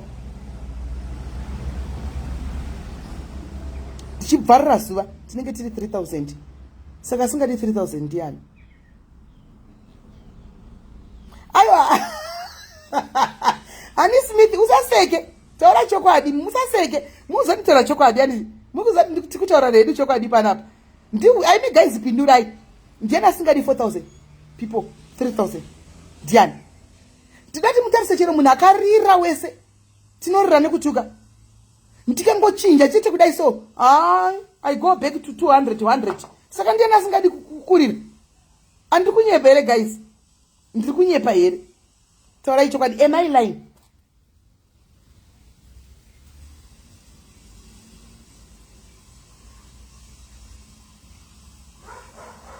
ipapo tozviziva Grace kuti muri vana Akiros anzi vacharoyana ndozvamuchatotaura nhaifunga vanhu vanakatoroyana kudzara nhaifunga muchataura izviko zvino mwotise zviri kuitika hausi uroyi here hunoitika pasocial media utori uroyi kudhara pota humwe huchauya hupi uri wati kutoona uripo huzere wani muchada humwe hupi hatina kuuyawo tikatokutuka iwo isi vanafungai panapa tadohwawo kuti madotirongera mukadotuka vanhu mukadodini mukadotengera vanhu mukadodini tikadohwa kuti madodo haya vanhu kuti vauraye vanhu tikazofind out kwava nemavhire vekuti hakuna undouro muchada umwe upi but nditaura chokwadi hani problem yamudi chokwadi hani Smith ndikunyepa here ndati izvozvi tiri kutaura panapa titaura nyaya yedu iyi yakanaka chaizvo tiri kuseka pano tiri vangani Naomi nawe exactly Naomi asingadi master yani ini pana mama hamsati mambonditirawo kana 50 stars inonzi 50,000 stars hamsati mambonditirawo ini guys 50,000 stars pano saka the only day randichawana 50,000 ndoda kuya ndichituka mondisira musiwe munondisira muchiti rambai makadzvanya muchindisira saka ini handidiwo masters saka ndomumanyawo kane zviri kudlawo zvinodlisa muti vanhu vepasocial media masocialite akapusa here imi guys masocialite anakupusa anzi 540 chakulini wandikuona chiti 540 izvozvi masocialite anakupusa ndoziva kuti okay saka ichi chinodlisa ichi rikatimanye nechichichi zvokuti muchati kudi izvozvo hazvenyizvo ichi chine mari ichi remember kuti social media kuti uve paungangowiri maraka igemu remari anzi mukatuka tomweya masta exactly anomaona exactly saka pakaipa guys nokuti machangura mari ipo paipa mei muchiti izvozvi makati simeni ndakadzokera pana mwari ndikanotendeuka iwe makatonditadzisa kuti ndiwane maviews nemari yakawanda because ndanga ndiri kutoita maviews chaiko remember inyaya yekuriraka hesi joy inyaya yekuriraka ndiani ari kurira saka for me to rira I should have manumbers iwayo ndokuti ndirire anditi saka imi muti musapindure nyararai mudai ndouya wetoita hedu 500 ini ndiziva kuti ndine potential yekusvika 6,000 akataura ichokwadi guys ndiziva ndine potential yekusvika 7k imuti aiwa handi mazviona hanzi asi makashinga vanhu imi nekutikira kwamunoita unoziva kuti filter social media can break you or can make you zviri pa2 it's money game exactly Rose money game even mablog anenge akagarira paside achitorawo nyaya vachinokanda vana zim noise makers money game it's all about money money game yesi mamoyo zviri sei pamwe vanhu vanonofunga vari kurira and yeti vari kuridzwa but Petronella imi kurira kwacho imi munozoti henyu kuridzwa ka but bag rinenge rapinda saka kurira tichida kutaura chokwadi chako chako bag rinenge rapinda saka kurira but anyway always good always overcomes bad animaona saka let's stick to 300 people yedu it's okay we stick ndangoda kukuonesa ichete let's stick to 300 views 400 views it's fine but nokuti good will always overcome evil and nzira pami inodiwa newakawanda nzira yakamanikana haipindi munhu wese saka kune nzira yakapamhuka kutomhanya vanhu vakawanda because kune nzira yakapamhuka animaona but ndezve it's short lived because kumberi kwacho zvinogona kuzoita ma-consequences, zvinogona kuzoita zvinhu zvinokuvadzisa, zvinogona kuzoita zvinhu zvokuti people will regret mangwana. So we rather we stay nezvatiri izvozvizvi. Not everything is about money. Not everything is about money. So for me, hangu, I've chosen kuti tidzokere ikoko kwedu ikoko kushoma ikoko toita zvatoita izvozvo izvo. Not everything is about money. Yedu mari ichauya naMwari. Ichauya naMwari. Mari vanouya kana voda vega vanouya noinonga murodhi muchifamba. Kana Mwari vada musi unongona iyoyo shoma iyoyo Mwari ritsuka kaita double times 3 triple the amount ukatishamiswa zvekufamba sei. And the other thing, when we patinokanda ma-screenshots edu papa chiti ona imari dzataita kudai dai, we are making it social media to be even more toxic, because people will not have limits now. They will know kuti kana mari dzakadai vanhu vachiona mari yakadai so vanoita nezveya kutuka beta nitonojoina anotozvipira. Saka the negativity and the toxic will not go anywhere anytime soon. This is the real reality. It will not go anywhere anytime soon. Because ndichingokanda chete screenshot yangu tiona imari yandatoita kutopinda musi wa 22 kana 23 kana 20 an yemari, people will be like inini ndakana send and kune easy money ndongotukwa ngo ndikatukwa ndobvei ndotongotukwa ndobvei. Munhu otongouya ototanga kutobvarira kana kutongotageta munhu asina kana mhosva kuti ndoda kutongotuka so that ende panongotukwa tinotomhanya kuenda noona kuti kwai kudiko ava ndevapa hanimaona. That means more viewers, that means mari kwaari. So it will not go anywhere anytime soon. So it's up to you as an individual what you choose. Kuti wochoose ini hangu I choose peace yacho. I choose my peace and I choose 5:30 yedu yoyo ataura na Jacqueline, right, we are okay. Let's stick to that. It's fine. It's okay as long as we have our peace, because peace I believe it's very important. Pawiki irorira muna kuona kuti unotoshawa nepeace chaiyo kutadza kuvata kuita 3 days dzekurara takagara kusvika pakuwigwa tisine shamwari dzangu maghosti vanatula kuti naisi melana ndiniwaso makambovata ini muri kuvata ini nekuti unenge usina peace. Ndopai patinoti kana uine peace chero kajesedza nenzungu unenge une peace. Kana usina peace chero ukavigirwa pork ribs kana ukavigirwa chii chops kana masteak kana chii kuti dya uzvidyi because hauna peace. Ani chandakaona masocialites amdana nekuwandirana pasocialites pasocial media pamasocialites hapana rudo rwemachokwadi. That's one thing that I've realized. Hapana rudo rwemachokwadi ndezvepasocial media, igame repasocial media. Hapana rudo rwemachokwadi ndezvekunyeperana zvazve zvokuti anzi I love ningi ini I love ningi ndezvekunyepa zvazve. Ngatingoti tinoshanda tese pabasa zvokuti I love ratove drama ria ratove ritori comedy zvokuti I love ningi hakuna. Pamasocialites hatidanani ndochokwadi chiripo. Hati kana varipo vakambodana nawo zveshuwa, but zvinozongoitika nezvokuti vanhu havadanani. Inyaya yengogame kungoti munhu unofanirwa kungoitawo ally inozi accomplice yako yekuita nayo zvakanaka kana zvakaipa. You should have an accomplice yekuita nayo zvinhu zvakanaka kana zvakaipa. Kuti ngatimbodai tidai tete, but zvokuti kudanana hakuna. Rinenge ratongoraro zvaro drama. Hakuna. The devil cannot bring love. It can't happen. Imozviziva, the devil cannot bring love by social media because his mission is to destroy. So how can he bring real love by social media? Hazviti. Satan hangaunze rudo pa social media hazvigoni. Akati yakuzoparadza saka rudo anokuunza sei? Hazviti. Hazvigoni. Hakuna. I love you itinoita pameso penyu, pamaziso enyu enyama.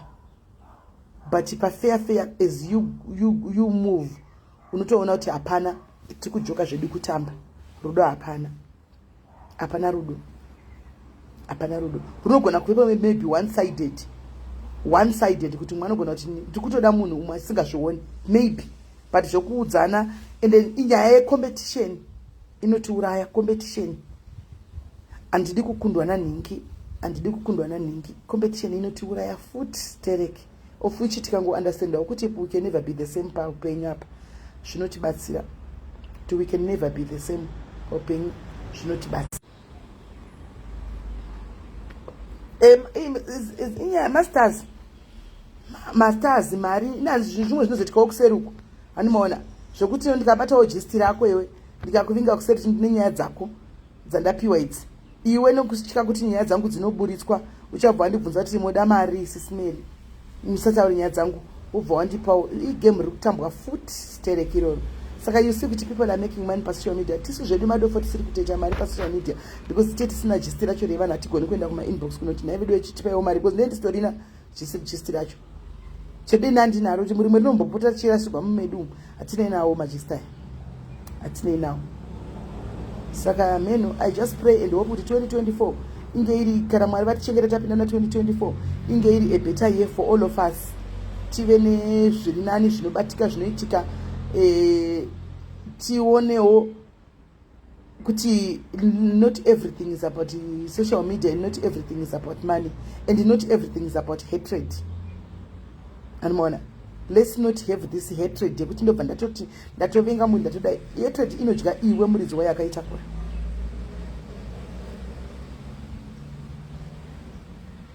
Hanzi kugore good life koko I'm glad I'm sure kuchando aiwa kuchando handishawi ndakatenda ngugara kuno. Ima mune here good life koko kunze kumai vevana. Don't you have a good life there in the UK? Amune here kwaoma here nayaskana. And so this is satanic. I don't know how you want to take it, but no, I believe it depends on the individual. For sure, isusu tisu take tinozvita satanic isusu vacho. Tine the people the likes of Andy Joy Zimba, guys. Let's be honest. Have you ever seen her being dragged in any drama?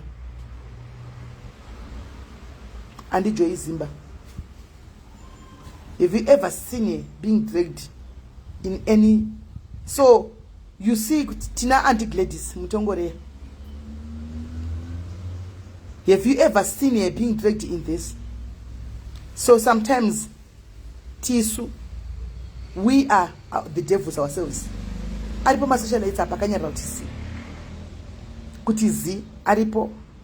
Ekuti they do zvavo vari chero vakanzi kudi varisi. Then a controversy ndo wakawanda. Hands compared to us similar sitting there. Eh, Jacob. Saka mai vevana kandotumira ngo zvevana vangu kokosha nditotsvaga munhu anongondigarira vana anyway koko anongondigarira vana kuti at least ipa education wise ne life wise, you know, anoda zvake kuti vanongo havanetsi. Shema ayo Shema akambo Shema TV Tamare Shema akambodregwa uchaziva badhezi akambozotukirwa zvotakagwadziwa. Muchaziva Shema akambotukwa zvokuti vanhu vese takagwadziwa pa social media. Mazviziva? Muchiri kupaziva?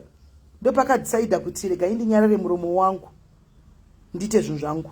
Shema there was a time yekuti aishanda nesu kunoku achiita zvokutora nyaya yachiverenga nechikara nechivhitori. Akazotukirirwa muchaziva chegore riya. Paakazotukwa papa akatukirirwa kanzi zingoma risingazvari rakazodai zimbuya mugogodara. Muchapaziva akati regai ndizvidzokerere kuningikiri adzokera kuAfrica vangozvichinjira content yake, and from there we have never heard achitukwa because unenge uchimutukirei. One Shema aite zvemasocialite. She doesn't involve herself with any socialite. Anda zvinhu zvake akazvimiririra. Hanzi yo aitukirwe. Ina ichazivi kuti aitukirwe, but akatukwa veduwe. Zvakarwadza vanhu pa social media. By then no one hapana munhu aiziva Shema. Tasingatombosivika na history yake, takatozoiwawo ipapo kuti kune vanhu vakatotsvaga history yake tasingatombosiviwo. So vanhu vakarwadziwa, vanhu vakabatikana because pakabuda mashoko mamwe ekuti haakodzeri kutaugwa nemunhu anofamba anorarama, but akataugwa. Tikangoti zvapera. Anmona. So iko zvine she's doing her own thing. All right, she doesn't involve herself nemasocialites and zvinhu zvakare one. Anmona. So she's doing okay. Pana mambo kuti unenge uchitoti rega tisapota kusapota kuchicho kwacho kwakutunza masocialites. Beta kungogara kure, ungomira kure. Guys, kutomira kure chaiko ndo zvinenge zvitori right. Because unopinda pa zvinhu zvisiri izvo. Right. Saka ndo chadaida kuti tingotaura nenyaya yesocial nyaya yepa social media pakuti zvimwe zvacho mimi mega muone onai because muchabayiwa nekutambisa bhora sina mweya pa social media. Munhu anoda kana ari akakonana nemunhu achitukana nemunhu ariye anohwa kufara. kana akuda iye kuenda kune vanhu vaya vaya unotsvaga nyaya kuti ha ninga kanaka asi last week waiti ninga kaipa muroi ninga aiti muroi uya muroi chaiye nhasi afuma kanaka dei muda adini muda kuti aite sei munhu double standard akagona zvokuti akaita plani iyo ngona matatu nesi tisvikewo ipapo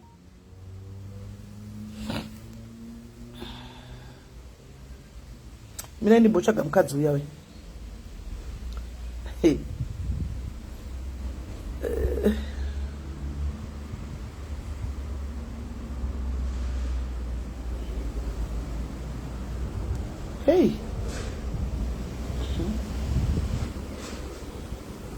mirai pane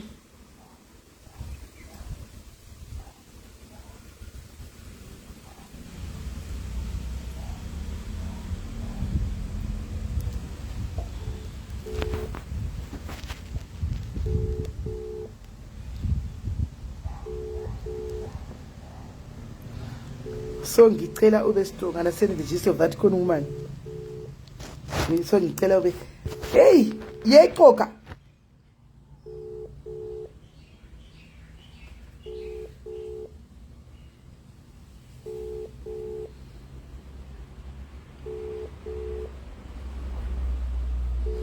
ari kupindura here mukadzi wemari uyu naimi ari kupindura here con woman wacho hello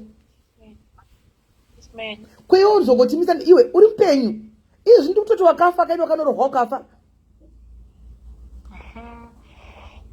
ndinambofa ndiri kukirinika ndisonzwa mosha istress kai iriko SIS MELLY kandakumba ndotaura nemi ndiriko shame asi wakafamba zvakanaka una kunouraya munhu iwe aiwa SIS MELLY right saka ndinokufonera nguvai chero ndakonzi bed rest ndokutanga ichero ini ndakumba au shame wanzi bed rest asi unoburiswa nhasi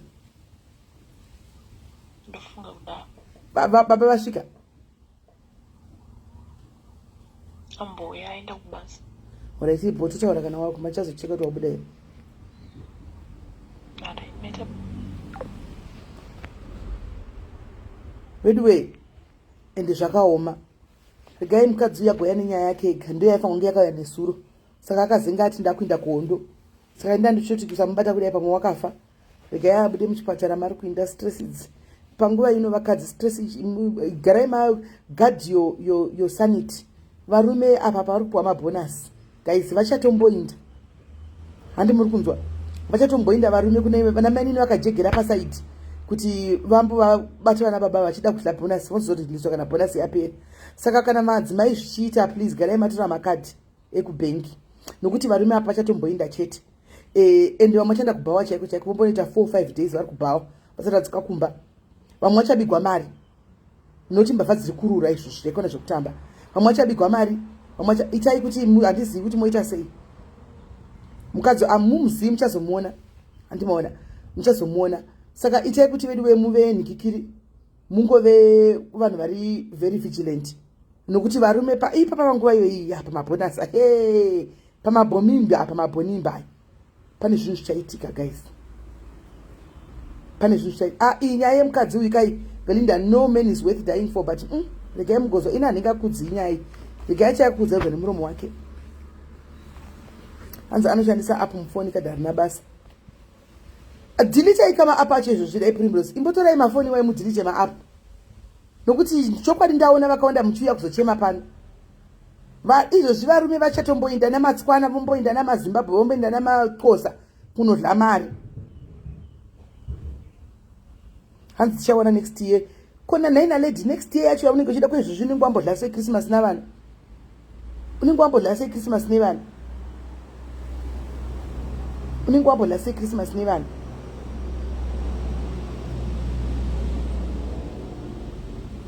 kana abuda muchipatara kuti apiwa bedrest nezuro anga asiri raiti munhu nezuro paifanirwa kuita hondo panapa nezuro saka zvandakudza kuti shungu dzedzandataura kuti nevanhu vakamboya nenyaya dzavo vedu we donate and become invested vedu ya una problem andinoita chii mai vevana kazhinji kacho tikabatsira inini munhu akangoti shai ave right kana kasanipa feedback ina handiti follow up nokuti zvinenge zvakuita kunge toda kumukondola because takamubatsira handisi tabatsira from the heart tabatsira from the heart kamwari vatoona tabatsira kazhinji kacho ina I don't do follow up kazhinji kachona because iye munhu afa kudzoka ega achitipa feedback kana asina tikaramba tongoti haufa zvazodi takuita kunge tikumukondola because akabatsirwa pedu tine tapedza saka zvanenge akuzoita ndezvake namwari wake anditi koitawo ava endiamuwe vari papiko mai vaya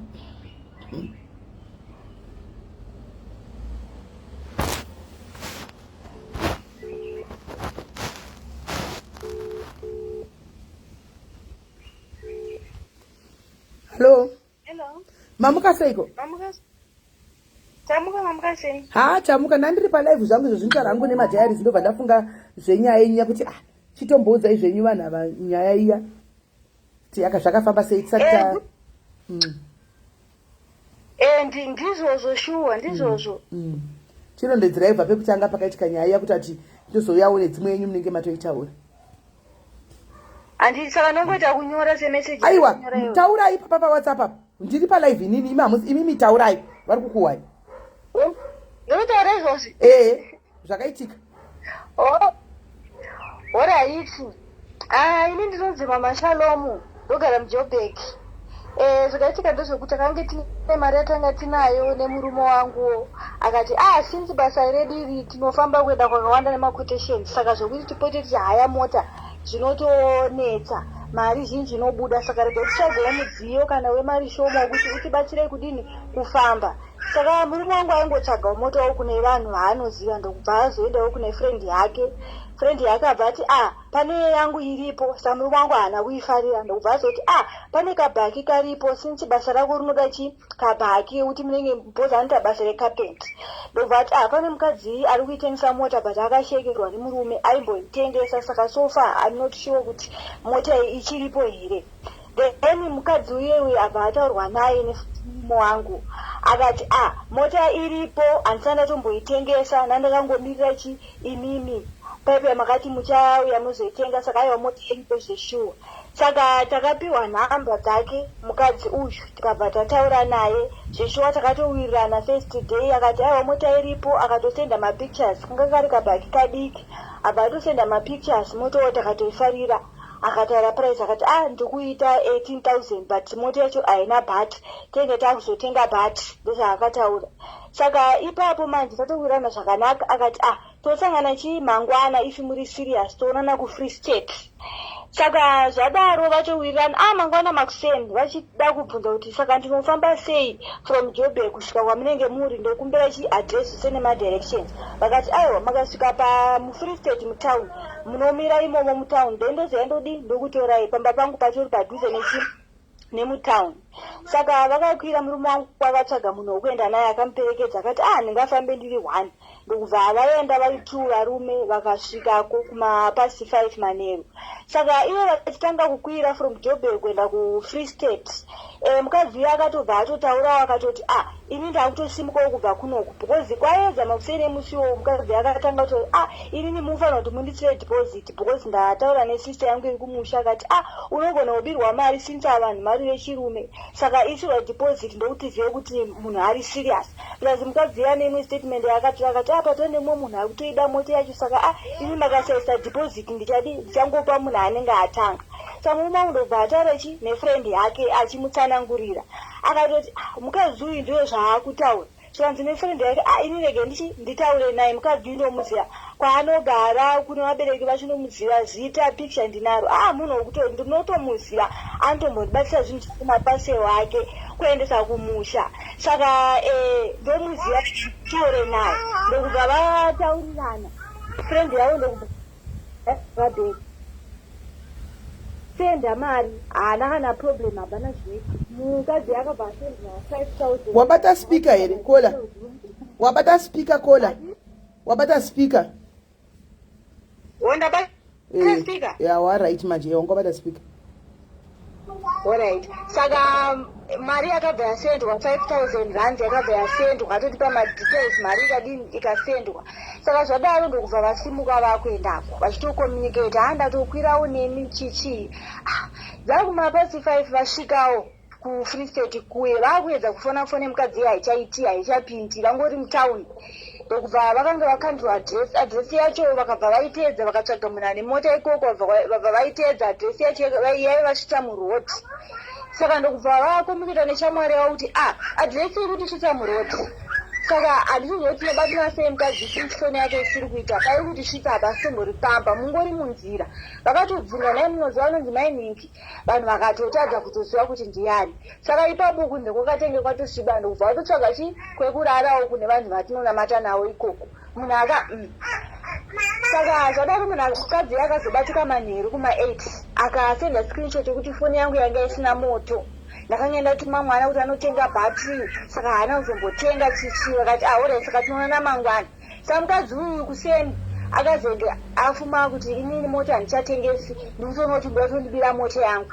Ndozi friend yemurume wangu akanga arutira nemukadzi uyu achindikwewo unopa vanhu adresi yekunyepa sei achimukwesena. Saka handizive kutaurirana kwavakaita ikoko but it sounds like vanhu vakatotadza kuwirirana iye friend yangu nemukadzi uyu vachipopeterana kuti wapa vanhu adresi isire kufambisa vanhu all the way. Saka zvadaro manje mukadzi iye akabva aramba kutengesa mota iyi. Aramba zvanzora ichitidzosera mari pekuti akatanga asenda meseji yedeposit yemukuru kuratidza kuti 5,000 iye yakatoitwa deposit muaccount inenge account yake mukadzi uyu. Vabva vati aiwa iyi meseji yedeposit zvikanzisori zvenyu ndokubva asenda waikodwe 5,000. Ndokubva vatoenda kuchekasi kushopura zvikanzi no hakuna waikodhi yakadai. Udzai munhu aseparate mari iyi aite 2.5 kana achida kusenda nemukuru nokuti mari itorereke. Wodzi akatopeswa pamushini mari iyi akatoti invalid zvanzi hakuna zvinhu zvakadai so vakatoudzwa patiu. Saka uzozama vazoshuva vazotravela vadzoka kuno kuJoburg ende takada kutarisa makosi acho avakashandisa almost 1.5 kuenda vari 2 kuenda nekudzoka plus chikafu chavaidya pamberi papo vakatorarawo munhu akanga akatoomerwa vakatobuda mari. Saka vakatongodzoka for sure ari maoko. Tasvika kuno inda vandatino taurai futi naye mukadzi uyu anga asingamupindure murume wangu anga asingapinduri. Ini ndabva ndazokomunicata naye mukadzi uyu ndakafona pekutanga paakanzoimutsvana wemari akabva andikata ndikaisa meseji akatopindura zvokutoti hanyararai musatombondudza izvo dai muri wangu matodzikama. Ndikati saka ungamuzoti ndingadzikama pamari yangu here hatina kutukana hatina kuti ndati itai mari hafu hafu tikwanise kutora mari ndaiotira naye mune zvakanaka. Iye ndiye akatoratidza kutoti akutotanga kutosimuka zvezvo kunyatsoona kuti munhu uyu ameno zvaakutotanga kutoita apo ofu chaiti ndasenda mandikati no amuna kusenda mari this way kodika it's fake. Pandakanga muti it's fake akabva andibloka. So the following day tabva ndatoona kuti nemurume wangu adi amubloka. Ndakazotira naye neimwe nhamba nemwe nhamba yemunin'ina wangu ndichitaura naye ndopaitondipindura akati dai maitira neni zvakanaka ndakakudzai munhu akadya mari yeye munozoti kudii. Ndakati ndiani akadya mari chitaurai. Saka inini ndati ndive kuinbox kwei ndikuudzai nokuti ndakada zveshuwa kudzifambira nyaya idzika tinogona kukanganisana mumwe munhu kana kutokwara nezvazvo. Saka chakananga ndechekuti mutange madzosa mari ende ndinozvisa kuti muri vanhu vane vana muri munhu ane mwana shomboti vana vatambure here nokuti inini mari yangu hamusida kudzosa zvinhu zviri pachena chaachitsotsika isu tinorarama sei handiti. Ndakamuudza mukadzi uyu ndisati ndatomboda kuita zvandanga ndichida kuita nokuti unotanga watsvaga maadvise kune vanhu zveshuwa unoona kuti izvi zvinogona kutoti mumwe munhu akware kongotaura naye kuti adzose mari but akaramba. Saka ndokubva ndazotsvaga mumwe munhu kuti amuexpose mumagroups avakandwa mumagroups imwe vanhu vakatanga kuita zvavakataura vachimutidzosa mari and so on. Ndokubva azondi kufona munin'ina wangu akanga andibloka ndokubva azondi unblock akatanga futi kutuka mukutopa vanhu nhamba dzangu kuti vataure neni murume wenyu nini ngaakudze chokwadi ndakatara naye nditone mwana naye ende mari iyo ichatochengeta vana vake. Saka ini ndakabva ndaona kuti no iyi statement yemunhu ari kutonyepa chairo ende ini ndakabva ndamuudza ndikati ini murume wangu manje haatombonaka namwana takatowana tori mukoma nemusikana ende zvauri kutaura murume wangu haana kuya ari yega. Saka mastatement ako iwayo ini handimateereri. Saka ndo zvaaifungidza kuti pamwe ndichanetsana nemurume wangu kuno ndakati ini handigamuchire mastatement ako yayo ndiyenhema. Saka ini ndakungoita carry on nezvandinoda kuita. Saka isi takazoti ane friend yemurume wangu takamuudza zvese zvaaitaura. Saka iye akatoti pamusha paundopaziya akatipa nhamba dzababa vacho, akatipa pik, akatipa zita. Saka izvozvizvi takatongomirira ipapo, mari yacho haashuda kuti adzose mari yacho. Right. Saka nyaya iripo ndeyekuti mai ava nemurume wavo vaitsvaga chimota chekutenga. Ndoda kuti muone, ndafunga kudedza mai ava nenyaya yekuti muchaitambwa vakawanda Christmas ino, ende iri kutambwa isikamu ishi, iri kutambwa nevane vekumusha. Ani muri kunzwa, iri kutambwa nevane vekumusha. Saka ndafunga kuti mira munzwe nyaya ishi, muchaitambwa vakawanda zvikuru sei kuno kuAfrica, because vanhu ndinogara ndichikuziva kuti vari kuita mhosva, vari kutibata nkunzi, vari kuda kuti vari kutibira dzimotikari, vari kutipazira mudzimba mazimba. Vamwe vedu mai ava nemurume wavo vaitsvaga mota yekutenga handika kuti vaitewo murume wavanzanita zvekapenti, saka vaida kamota. Ndokubva vati kune shamwari yemurume, tine kamari katinako kanoita 18,000 todawo mota handika. Ipapo ndo yafanwa kuita first red flag pakunzi mota ye18,000, because mota ye18,000 inenge iri mota asi rinenge riri bhasikoro, imota rudzi yakadaro ye18,000 ndo yafanwa kuita red flag yekutanga. Kune avo vari desperate kuda kudrive muSouth Africa munomu, batai mashoko. Vakaudza shamwari yemurume kati ndine mota, asi murume akaiona akati handida kuifarira. Zvikanzi kune wandoziva mukadzi akapfigwa nemurume ane mota ari kuFree State handika, ane mota yanayo. Saka mogona kuiona, vakabata mukadzi uya. Mukadzi uya akati mota ndinayo, ndobva asenda mapikicha yemota. Handizi yangu kuti mota rudzii, ndobva asenda mapikicha yemota.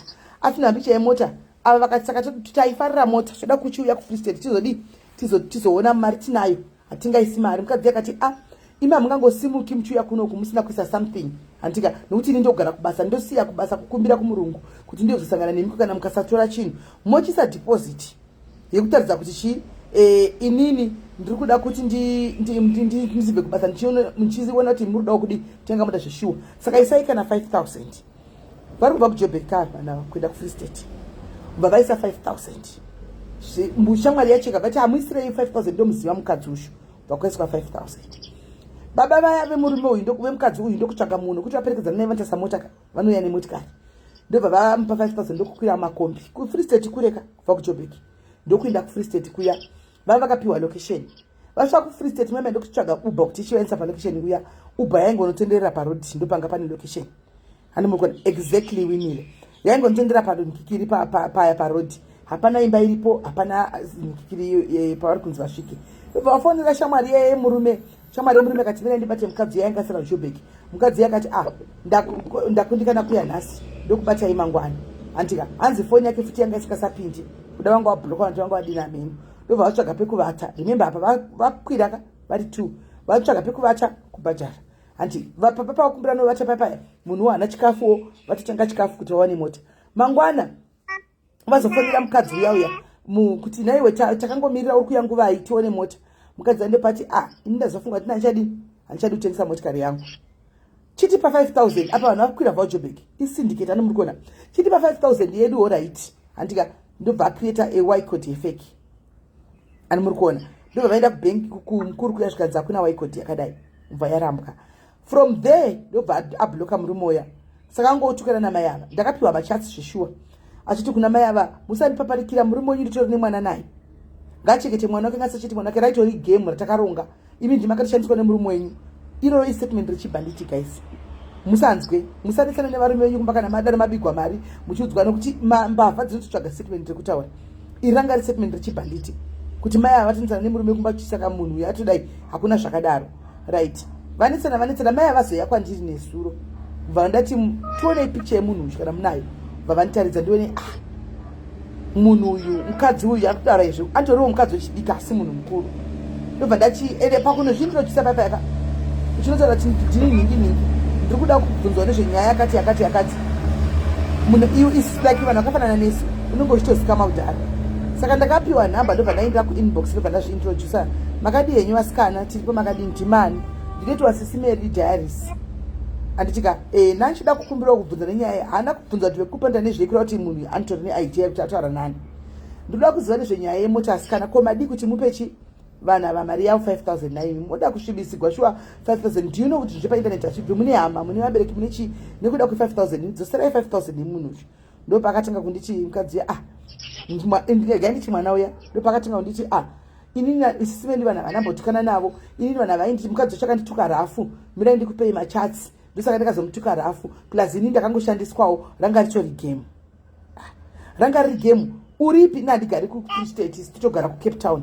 Even vanhu vakandipinza mugame iri, because 5000 ndakadla 2000 chete, 3000 yakadyiwa nevanhu varidzi vegame. Game racho rakatanga nani? Game ranga riri game ravanhu vakawanda, kubva kune shamwari yava kushamwari yemurume wava, kuchera kwemukadzi uyu, shamwari yemurume uyu yava irimo mugame. Mari yakatodliwa paya, right? Iwe unogona here kutaridza vanhu vauye navo mugame chikanzi chaiko ndokutaridzai nditogara navo kuno Cape Town.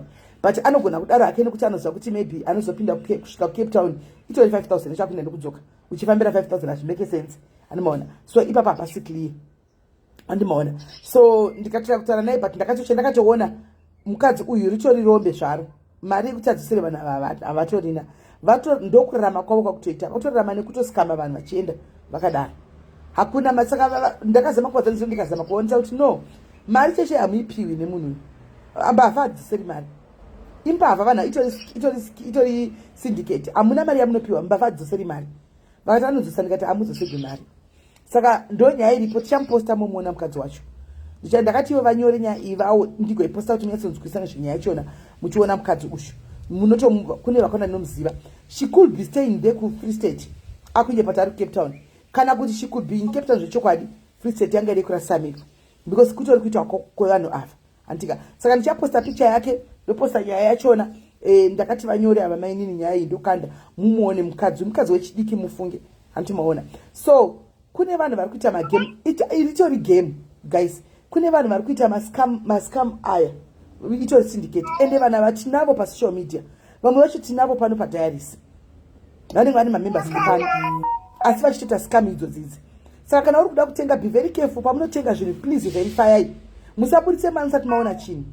Zvokuenda pamarketplace, moona motikari pamarketplace, antika dzinenge dzapostwa nemari, kana kuti uchitengesa motikari pamarketplace, woapproachwa nemanigerians nemazimbabwe, kana kuti vanhu vanenge vane accent vachifita kunge vanhu vemuno, voti tikuda motikari, tikukutumira mari neEFT right now. Musabvume. Andi muri kunzwa? Musabvume. Mari tanga kana ukanzi taisa mari neEFT, usamupe mota kana bhuku remota kana chi. Tanga waenda kuno withdraw mari yako, ukaenda mukati unopiwa mari yako yese, woibata mumaoko, wozoti uya mutore motikari. Nokuti vanokuti mari ino-reflecta pakadhi rako, muaccount mako, account yanenge wapa yaya, inoto-reflecta kuti maiswa 100,000. Antika, paunongo vatumira zvinhu zvemotikari zvese, vanenge vane malinks kubenki, mari yaino-reverswa. Paunodzenda unotora mari, papa kuti ndanotora mari kubenki, unoona musina mari irimo. Andi muri kunzwisisa? Unoona usina mari irimo. Saka uri kutengesa something chako kumarketplace uko. Tanga kana waisigwa mari, wanzi takwisira mari, tanga wanobudisa mari iyo usati wadeliver chinhu. Andimana, budisa mari iyo uibate mumaoko cash kudai. Kazhinji kacho managerians nemazimbabwe vari kuita zvinhu izvi, vanokudza kuti tiri kuda chinhu chavo kutengesa, saka inini ndiri kubasa ndikwanisa kuuya ndiri kutumira munhu kuti usamuone. Andiona. Saka inini mari kana munhu asvika, mari inobva yapinda makani wako, mobva wamupa munhu chinhu, usabvume. Munhu ari kuuya kuzona chinhu ngauya akabata cash, musabvume kuitigwa matransfers pamaaccounts enyu. Piwai cash. Piwai cash. Pamunongotaura kuti handisi kuita zvematransfer, ndoda cash, muchavaona vachitisa. Muchatoona achitokubloka. Because iwe anototumira munhu wake, rinenge iri syndicate. Munhu osvika kuti ndatumwa nemunhu atenga chinhu kwamuri, ati ndimuudze kana ndasvika pamuri. Saka ndakumuudza, otofonera munhu wake ndasvika. Mari yotonzi ndindindi. Yototi ndindindi muaccount mako, muCapitec, muStandard Bank, muFNB. Mari yotopinda, wotoiona notification yemari. Iwe wakutoenda over munhu atumwa yachinhu. Achingoenda zvavharana. Paunoti wakunotora mari mubhengi hakuna mari inobuda, hakuna mari irimo.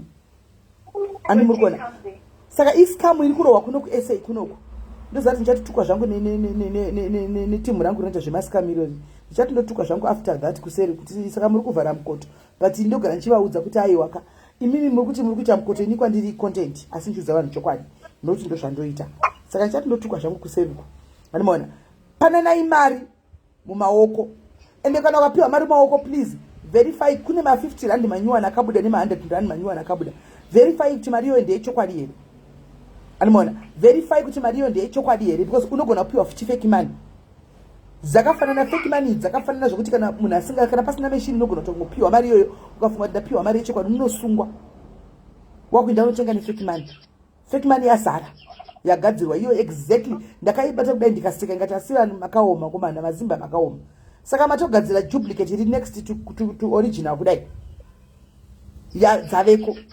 Saka unouya uchitengerwa mari ngaipinde muaccount, kana waisigwa mari yako muaccount woti handei kubenki wotanga waburitsa mari yako wobata mavoko wapuwa kubenki mari yako ompa kana chii chinhu chakutengesa. Mari dzinoregeswa benki.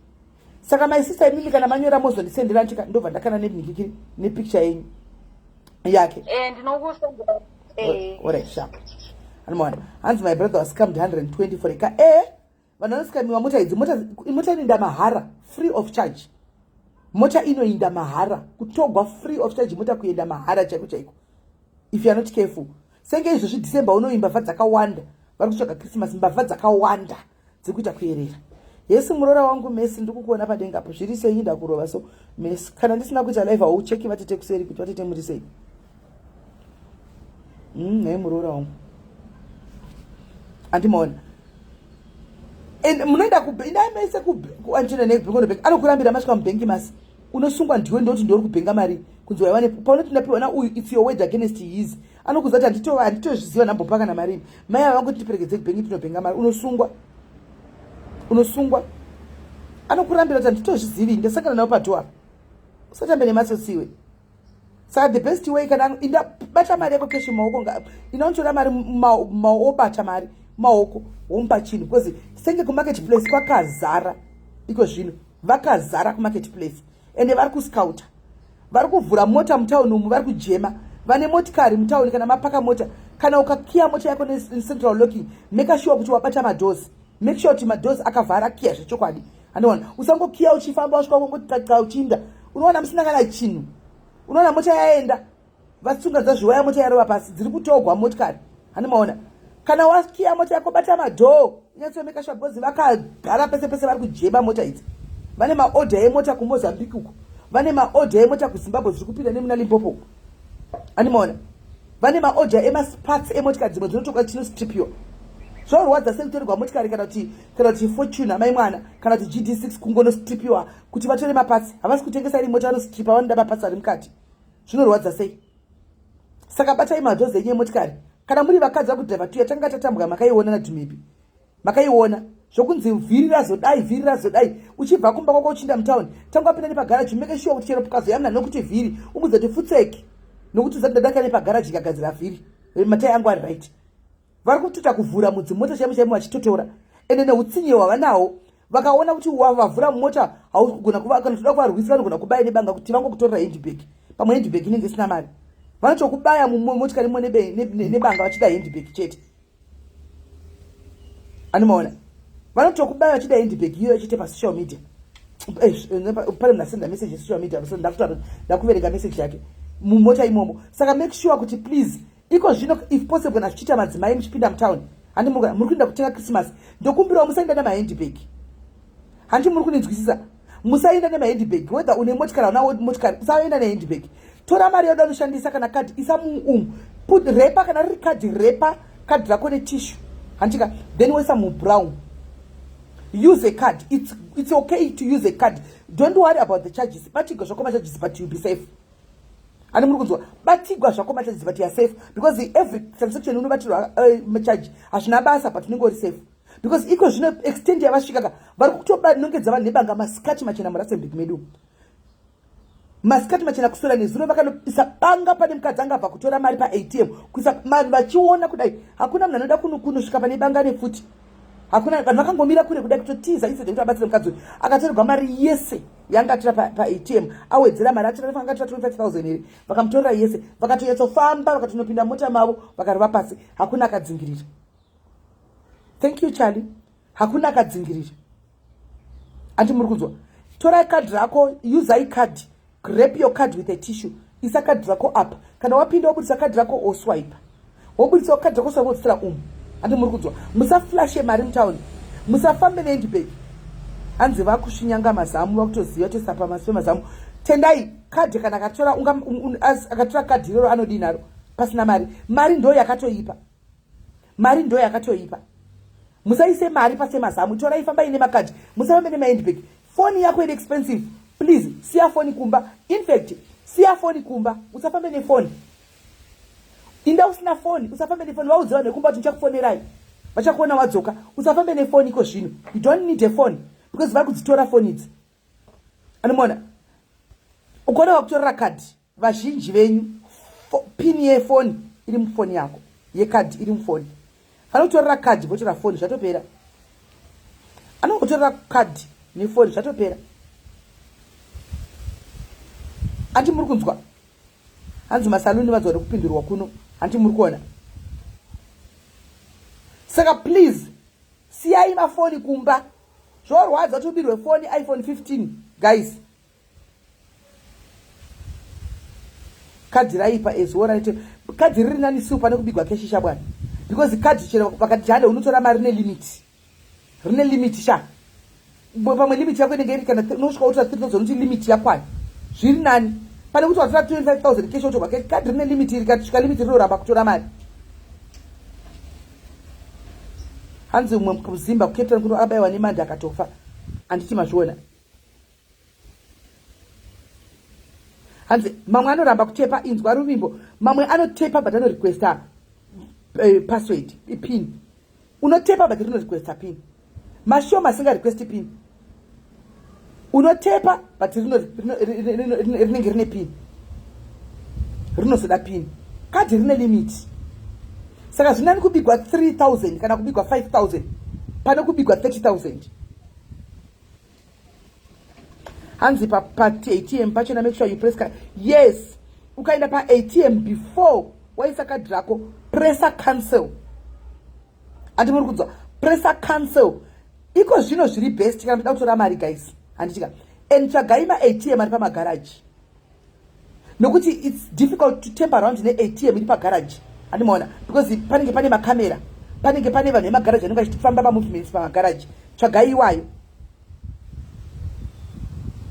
Andimona tsvagai iwayo. Musaenda kumabhengi aya mabhengi ari mutana yekuti tovari kushanda nemasecurity guard aya. Inoto temper around with. Andimona vanoita temper around nema ATM. Enda pa ATM epa garage unotora mari yako ipapo. Anti muri kunzwa? Hanzi vari kupinda machechi dati December akaipa kani. Ndatini vakandita zviviri vanomurasenberg chokwadi kundivhurira mumota kuda kuti ndiite ngozi December ino. Pane zvinhu zvandakudza ngati pane zvinhu zvadatoitika wani pa last week apa ndakudza iwani kuti pane zvinhu zvaifanga kuitika zvakaipa semwari vakaramba. Kundivhurira takatogwira na handbag yangu ndiri mumota mai mwana. Saka vanhu vanopinda mumota vachiuraya vanhu vamwari vachida mari yemupiro nemataipi. Saka munoti chii chavangaita vana? They can go to any extent, guys. They can go to any extent.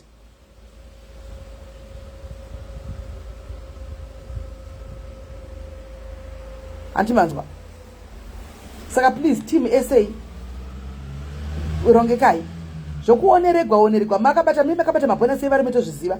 Zvokuoneregwa muchiflasha mari chimira tipinde muchidi munoteerwa.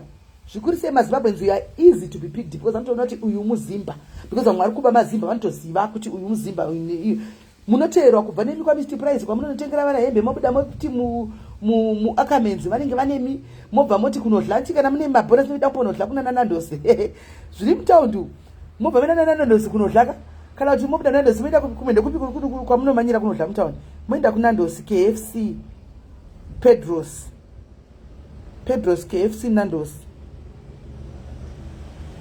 Chicken Licken, Duari Central Hometown, Dibonias Pizza, STS, McDonald's, STS.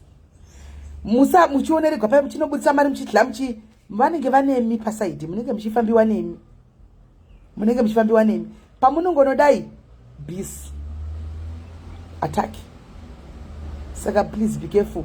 Kana muchinda navana iko zvino handitika itai yamunoita mari dzenyu moronga zvakanaka nakakadhi riya yamakaronga mari yechikafu iya handika kana mamunication yechikafu kana 1000 renyu rechikafu handika vigai 1000 renyu kana pechikafu kana vekuZimbabwe imamunyarimi ipfekai tushoti mukati umu moisa mari mukati metishoti tuchoti tine homwe toyamoisa mari mukati kuspace spare iri kumo haisi right in town. Mutaun ndo muri kuitika mashiripiti mutaun. Kana muchigona kuavoida town guys, avoidai town, endai kumamoko. Mutaun muri kuitika mashiripiti. Kumo kuri nani kune vanhu vakadeploya vakazara panze vanenge vachinza tarise mota dzevanhu nengu, saka it's very rare kuti uzobigwa. Kana muchigona kuavoida town mutaun, avoidai town, endai kumamoko. Hungry lion yemafutai, hungry lion. Avoidai town kana zvichigona. Tora uchipinda mutauni, tora taxi nevana vako kana kuti Uber uinde kumo, inoenda shopping kumo. Kana chiti mo vari muRustenburg, musaenda paRustenburg mo. Rustenburg mall yenyu yakakufanana netown nokuti mazaruro ainenge akaita everyday ka unotoita kuti munenge muchitei muri kumbotengei chisingaperi. Endai kota for moko. Endai kota for moko. Motenga ikoko. Because kuri kuitika zvinhu zvakawanda mutauni umu. Denda ndine nguva ndambonoswera mo mutauni nhasi ndichikutaridzai nhasi munoonerera imi. Ko vari kubigwa masikati kakwete manheru. Zvinondohla kuti neni ndotozotorerwa foni yacho nebanga. Hanimaona. Masikati machena ndo pari kutogwa mafoni nemaindibika. Masikati machena 1 o'clock 12 o'clock. Ende vanhu vachitoona vatotaka kukombiwa kudai. Vane kuti vabatsira vanotisa. Mapurisa hauyi mapurisa anozouya kana vanhu vatotisa vatoenda kudhara. Vanenge vakushanda nemba fights. Kuma fish and chips ikoko. Saka be very careful guys. Apa magrosari ari kubiwa. Handi muri kutenga magrosari yenye Christmas. Ari kubiwa sei? Idzinyongoro chaiyo. Kungodai grosari richarivoni. Grosari rangu richarivoni rangarira apa. Ndasiya ndagadzika apa kungosiya chinhu apa kudai. Paunongoda uchidai so mapabheka aindi. Vari kutora. Chikafu chenje grosari handisi kuti mungaita sei guys. But ndangoti ndikupe maheads up ezvinhu zviri kuitika mutaundi. Maheads up chaiwo ari kuitika mutaundi. Muri kuitika zvinogara zvakadai. Kataundi kedu kadiki kuri kaRustenburg. Chiimagine kuna na Joburg, Pretoria, Cape Town kuti kuri kuitwa sei. Kataundi kedu kadiki isu. But chiimagine kumataundi mahombe kuti muri kuita sei. Mutori patime, patight shape. Patight shape ndo pamutoni.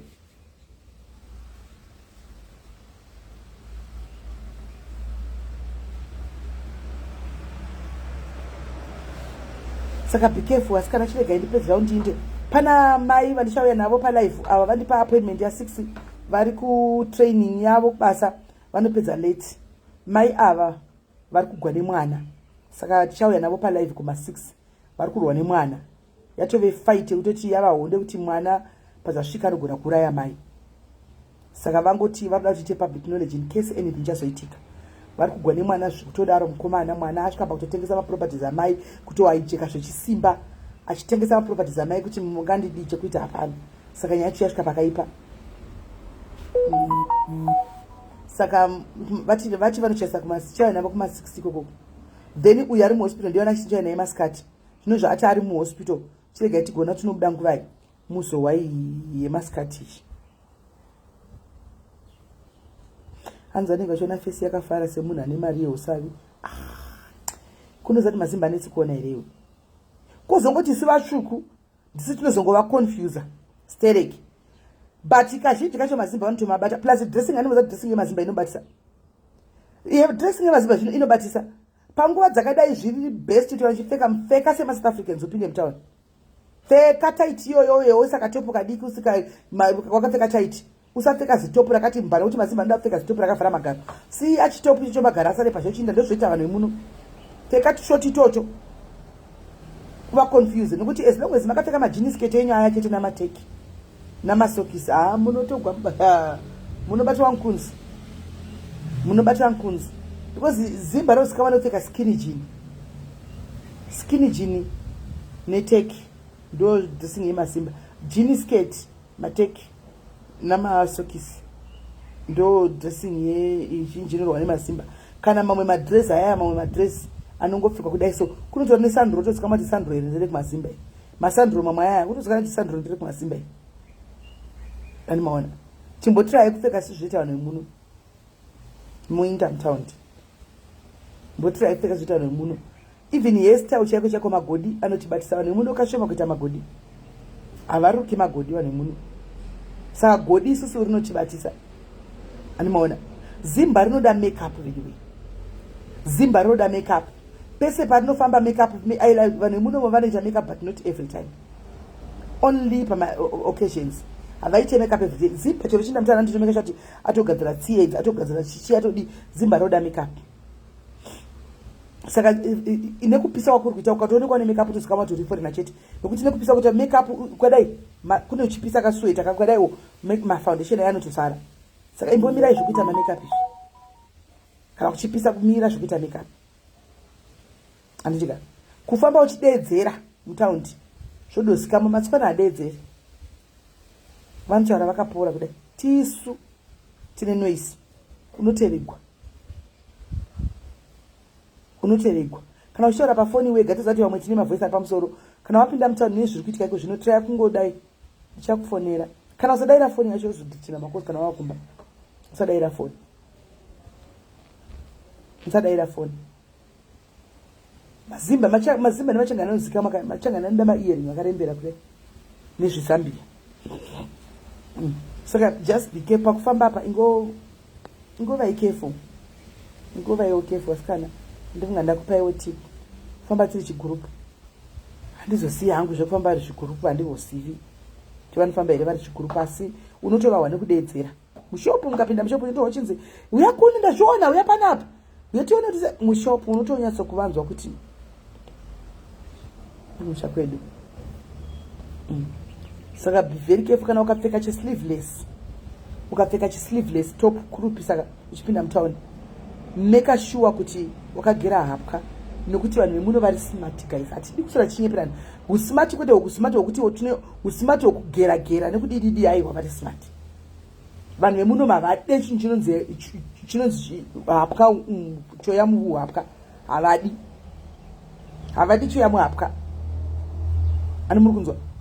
Vantu kugona kutenga zvimaroloni to shaving cream tichi haiwa izvo ndo zvavo. Saka ukanodai ukaonekwa une chibundu cheblack chisango kutonzi Zimbabwe kana kuti Malawi kana kuti Mozambique unotargetwa.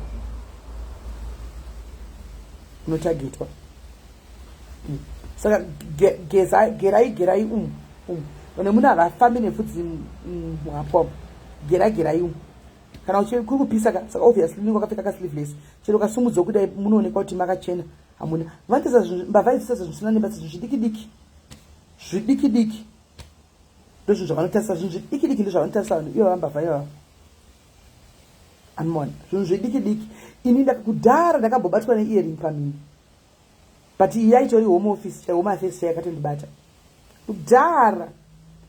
Anditi takatanga kuZimbabwe kusho zvekuboora chisa zvivanikikire vanhu munongosara nestaira iyoyo ndatoboka zvao ndakatoboka tofamba sazi-earring ndakangonzi